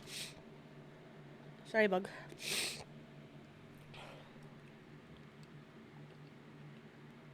No way, I knew it. Her mouth is open in shock and she's staring at the ring. She's frozen. I hope she doesn't have doubts, because I have absolutely none when it comes to wanting to spend the rest of my life with her. I know it's only been 6 months, but when you know, you know. Her silence makes me nervous, so I quickly remove the ring and pick up her hand. Will you break rule number 2 with me, Tate? Because I really want to marry you. She doesn't even have to say yes. Her tears and her kiss and her laugh say it for her. She pulls back and looks at me with so much love and appreciation it makes my chest hurt. She's absolutely beautiful. Her hope is beautiful. The smile on her face is beautiful. The tears streaming down her cheeks are beautiful. Her love is beautiful. That was annoying. Don't worry, it's not one of those boxes. A liar. Yeah. He did say kind of, so I was expecting a proposal, but it was very weird. She exhales a soft breath and leans in slowly, pressing her lips to mine. Her kiss is filled with tenderness and affection and an unspoken promise that she's mine now, forever. Miles, she whispers against my mouth, teasing my lips with hers. The tongue is back in the middle now, just like I thought it would be. I've never made love in an airplane before. A smile immediately forms on my lips. It's as if she somehow infiltrated my thoughts. I've never made love to my fiancé before, I say in response.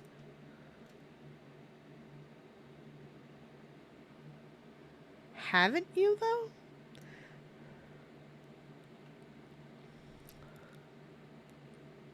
You literally have. You have had a fiancé before. Okay. Her hands slowly slide down my neck and t-shirt until her fingers meet the buttons on my jeans. I don't think they were married. I thought they were. Because Colleen Hoover would not let a couple have children without being married. I'm almost certain they got married.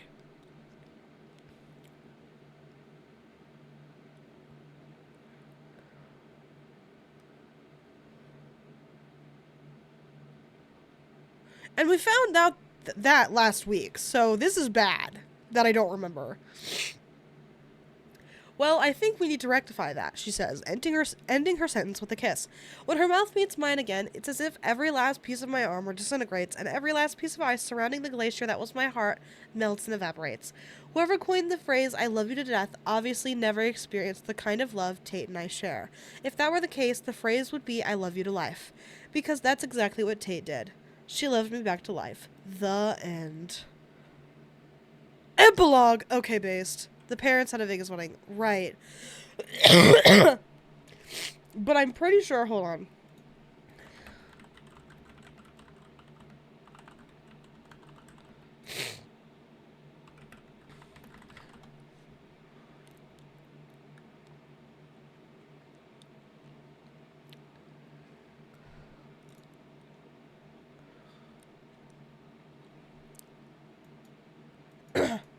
Maybe they didn't.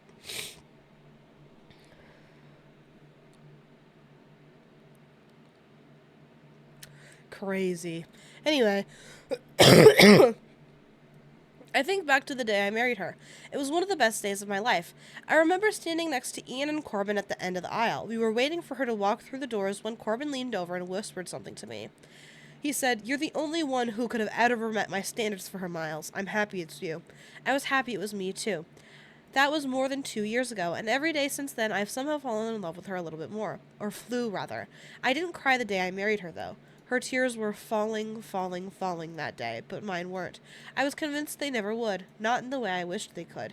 It was 8 months ago when we found out we were having a baby. We weren't trying to have a baby, but we also weren't not trying. If it happens, it happens, Tate said. It happened. When we found out, we were both excited. She cried. Her tears were falling, falling, falling, but mine weren't. As I was excited as I was also scared. I was scared of the fear that comes along with loving someone that much. Scared of everything bad that could happen. Please have a different name. True. Oh my god! Okay, sorry. I was scared that my memories would take away from the day I became a father again. Well, it just happened. Sorry, holy fuck.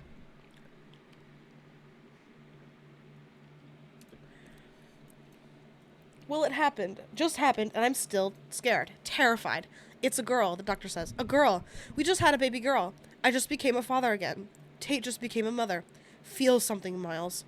Tate looks up at me. I know she can see the fear in my eyes. I also know how much pain she's in right now, but she still somehow manages to smile. Sam, she whispers, saying her name out loud for the first time. Tate insisted we name her Sam in honor of Cap's real name, Samuel. I wouldn't have had it any other way. The nurse walks over to Tate and lays Sam in her arms. Tate begins to cry. My eyes are still dry. I'm still too scared to look away from Tate and down at our daughter. I'm not afraid of what I'll feel when I look at her.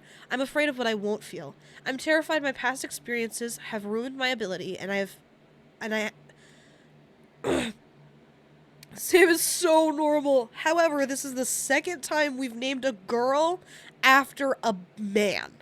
Or a boy. Because Emerson died when he was pretty young. But do we like women? Does Colleen Hoover like women? I don't think she does. No. Okay, I'm glad we're in agreement. I'm terrified my past experiences have ruined my ability I have to feel what every father should feel in this moment. Come here, Tate says, wanting me closer. I sit down next to them on the bed. She hands Sam to me, and my hands are shaking, but I take her anyway. I close my eyes and release a slow breath before finding the courage to open them again. I feel Tate's hand fall gently to my arm. She's beautiful, Miles, she whispers. Look at her. I open my eyes and inhale sharply when I see her. She looks just like he did, except that she has Tate's brown hair. Her eyes are blue. She has my eyes. I feel it. It's all there. Everything I felt the first time I held him in my arms is every single thing I'm feeling now as I look down at her. Believing that I lacked the ability to love someone in this capacity again was the only fear I had left to conquer.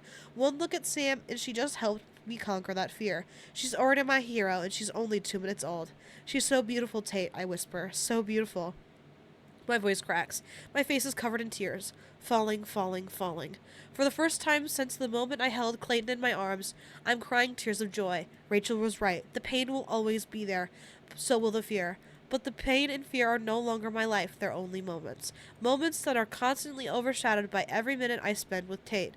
And now, with every minute I spend with Sam. Me and Tate and Sam. My family. I kiss her on the forehead, and I lean over and kiss Tate for giving me something this beautiful again. Tate lays her head on my arm, and we both watch her, our daughter. I love you so much, Sam. I'm looking down at the perfection we created when it hits me. It's all worth it. It's the beautiful moments like these that make up for the ugly love.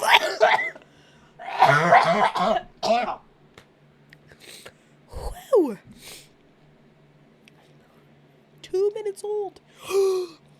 Griffin wrote a song for Ugly Love? No way.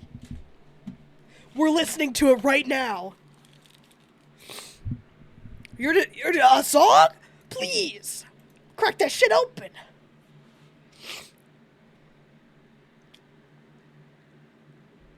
Hey.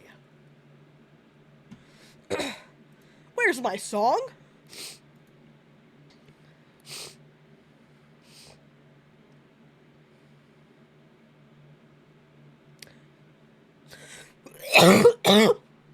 I'm not doing that. Never mind. Hold on. I'll Google it. Would have been more impactful had it not been written by Colleen Hoover. You're probably right.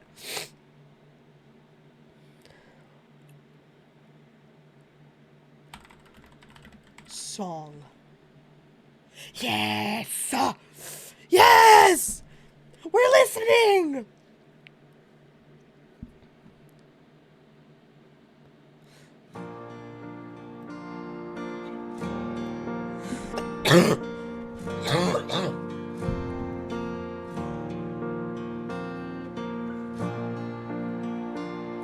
Okay, intro's a little long. Anyone? 2025? That's so funny. Finished the book a minute ago and I'm here, so true. I think it might be easier if we fell away to the bottom of the sea. Okay. I bet it might be easier to flee. Run for the hills where you can't find me. Okay. But I don't wanna just run away. Now when your love is right in front of me, this ugly love, it won't go away. So of course, so Straight true. to my heart like I put you in my veins. 2017? That's crazy. I've been waiting for you to come and pull me back down. All the weight of the truth. For when they released the movie, it's the end credit song. To the ground. Or when they get together. It's giving Kristen Rock, so true. Sometimes it's ugly. No way. Ugly. Just like the name of the book! Love ain't always pretty, sometimes it's ugly. Ugly. Say it, Griffin! Say it! I keep This is coming not back, good. begging you for more. Watch my knees as they fall to the floor. Want you to push, you always take the shove. You don't need this broken kind of love. I set the rules, are you gonna stay? No way. This is a game you might not wanna play. Passing through hell on my way back home. I feel the loneliness seep into my bones. I've been waiting for you to come and pull me back down. Yes! All the way. Okay, that's enough. Anyway.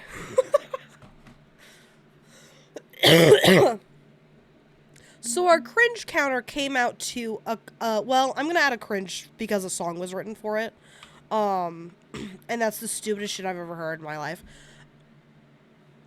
If someone wrote me a song for a book I wrote, I'd be like, fuck yeah, man, thank you so much for the song. However, because the book was bad, no one should have written a song for it. So, jot that down.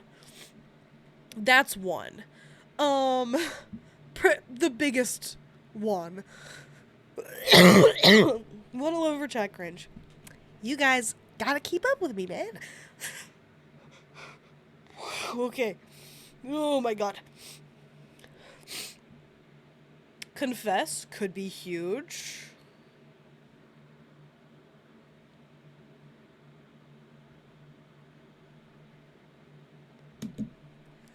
Slammed. A series? No way.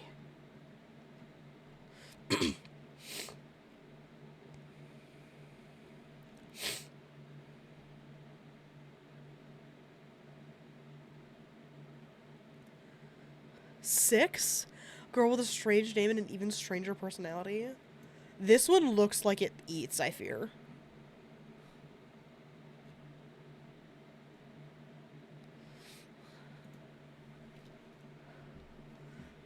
We finished it right on time. We can find a free version / type it up myself. We can read the worst book I've ever read together. This would be great.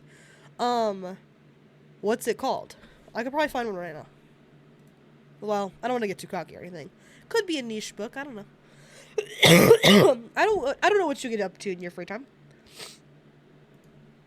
I did download the I don't know if you guys are familiar. I know Grace is at a bare minimum familiar. Kat, you might be familiar, but with the weird published the weird what was the book called? I downloaded it. So let me... The auction Omega. It's waiting for me.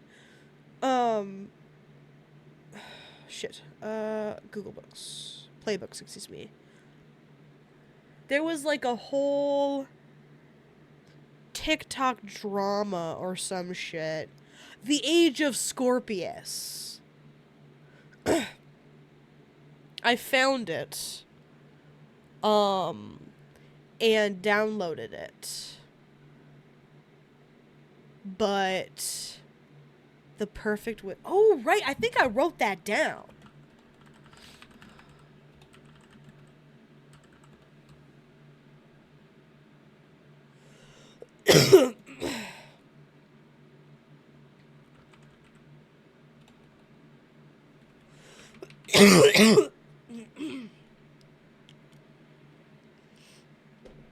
But apparently, I just recently discovered that the author is trans of the Age of Scorpius, which is so funny to me. I love that.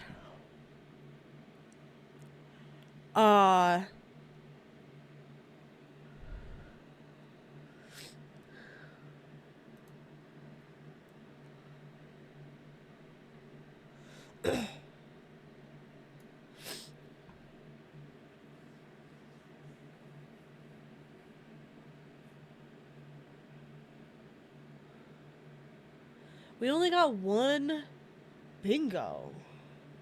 It's really fucked up. But anyway, I don't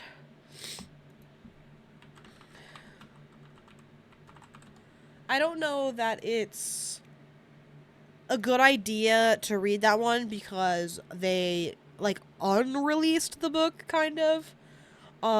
So I feel kind of bad.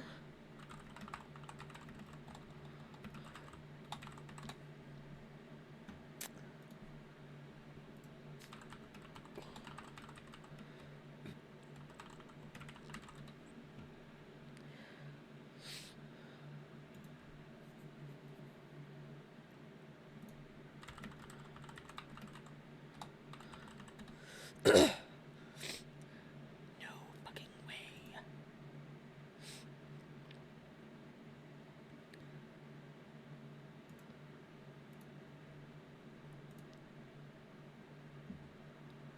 This looks like a good ass book. Like for our purposes.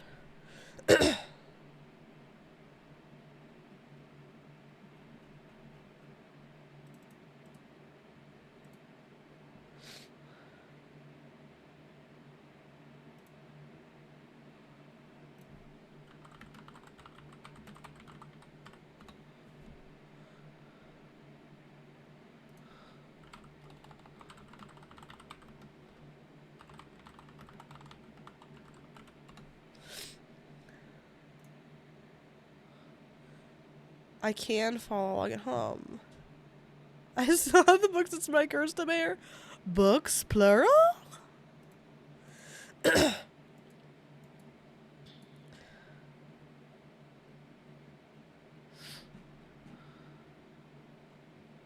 Can I check it out? Borrow unavailable? What the fuck? Sorry, I'm typing on mobile.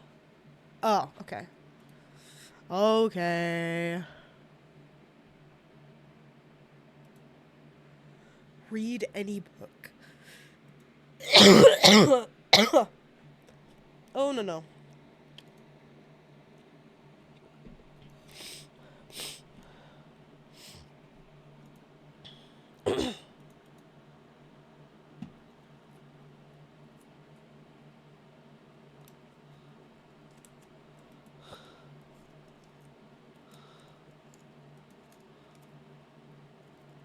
This is gonna fucking eat.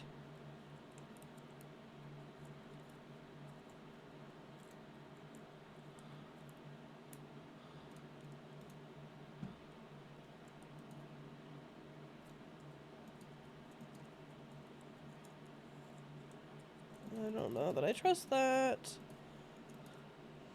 Desperately trying to find it. Please don't. Oh no. I would never spend money on a book. I promise. Not to worry. I will find it for free. The fact that there was a fucking Perfect Witness archive of our own, very good. Found it for free on a fairly sketchy website, so that's good. What? Hardcover paperback? Loose leaf? That's not real. Don't lie to me. The hell's wrong with you?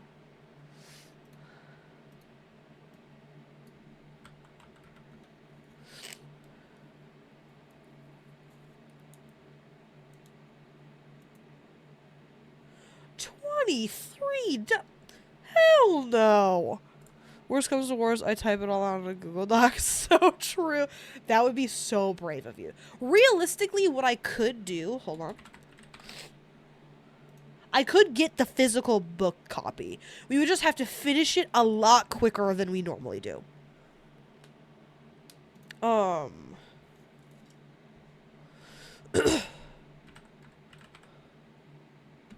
Or, oops.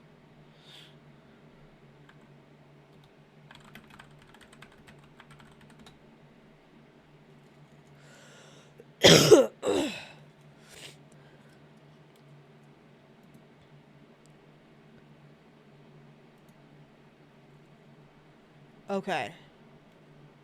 I am going to order it on Melcat, which is like a library sharing service. Actually, hold on.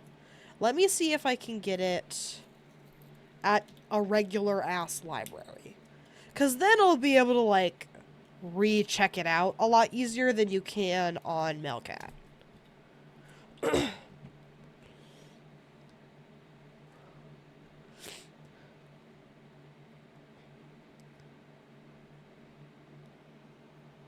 It's not looking good.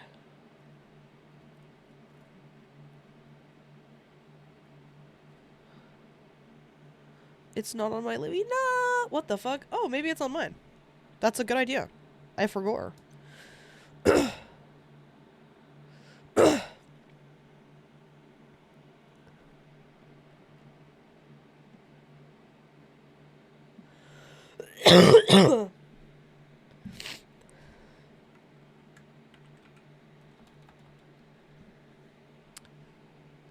I'm gonna send you my copy of yours. I'm like, that's okay. I do appreciate that though.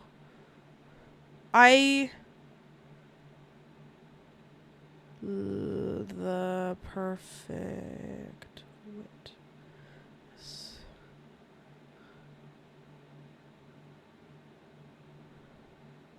Regular books. No way. Notify me what? Oh. Damn. It's not in my library's catalog. That's so funny. Why would I have you send me a notification? Okay, no. It's okay. I'll just get it from Melcat. They'll send it to me. It'll be a little quicker than normal.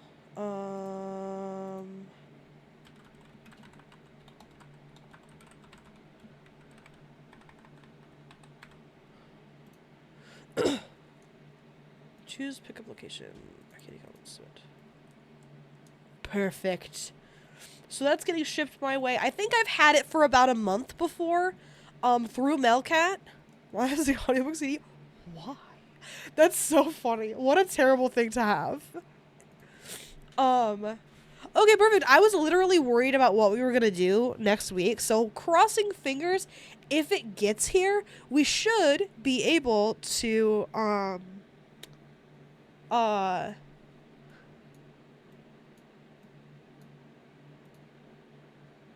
we should be able to watch it.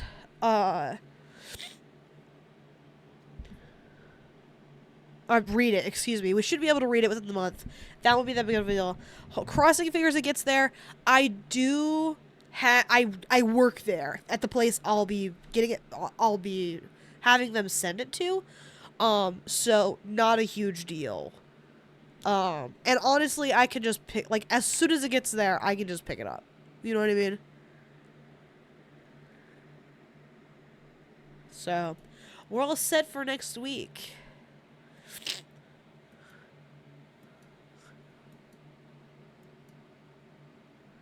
Yippee, yippee. 300, that's not too bad. That feels doable to me. In 4 weeks.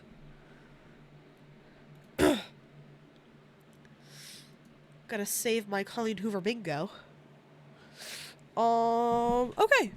Cool. I really have to piss. So I will be getting out of here. I will hopefully at some point tomorrow post the schedule for next week. It's looking like it'll be kind of a shitty one for me. Like, I'll have a lot to do. I didn't do anything this weekend. Oh, hi, Nush. Bye, Nush.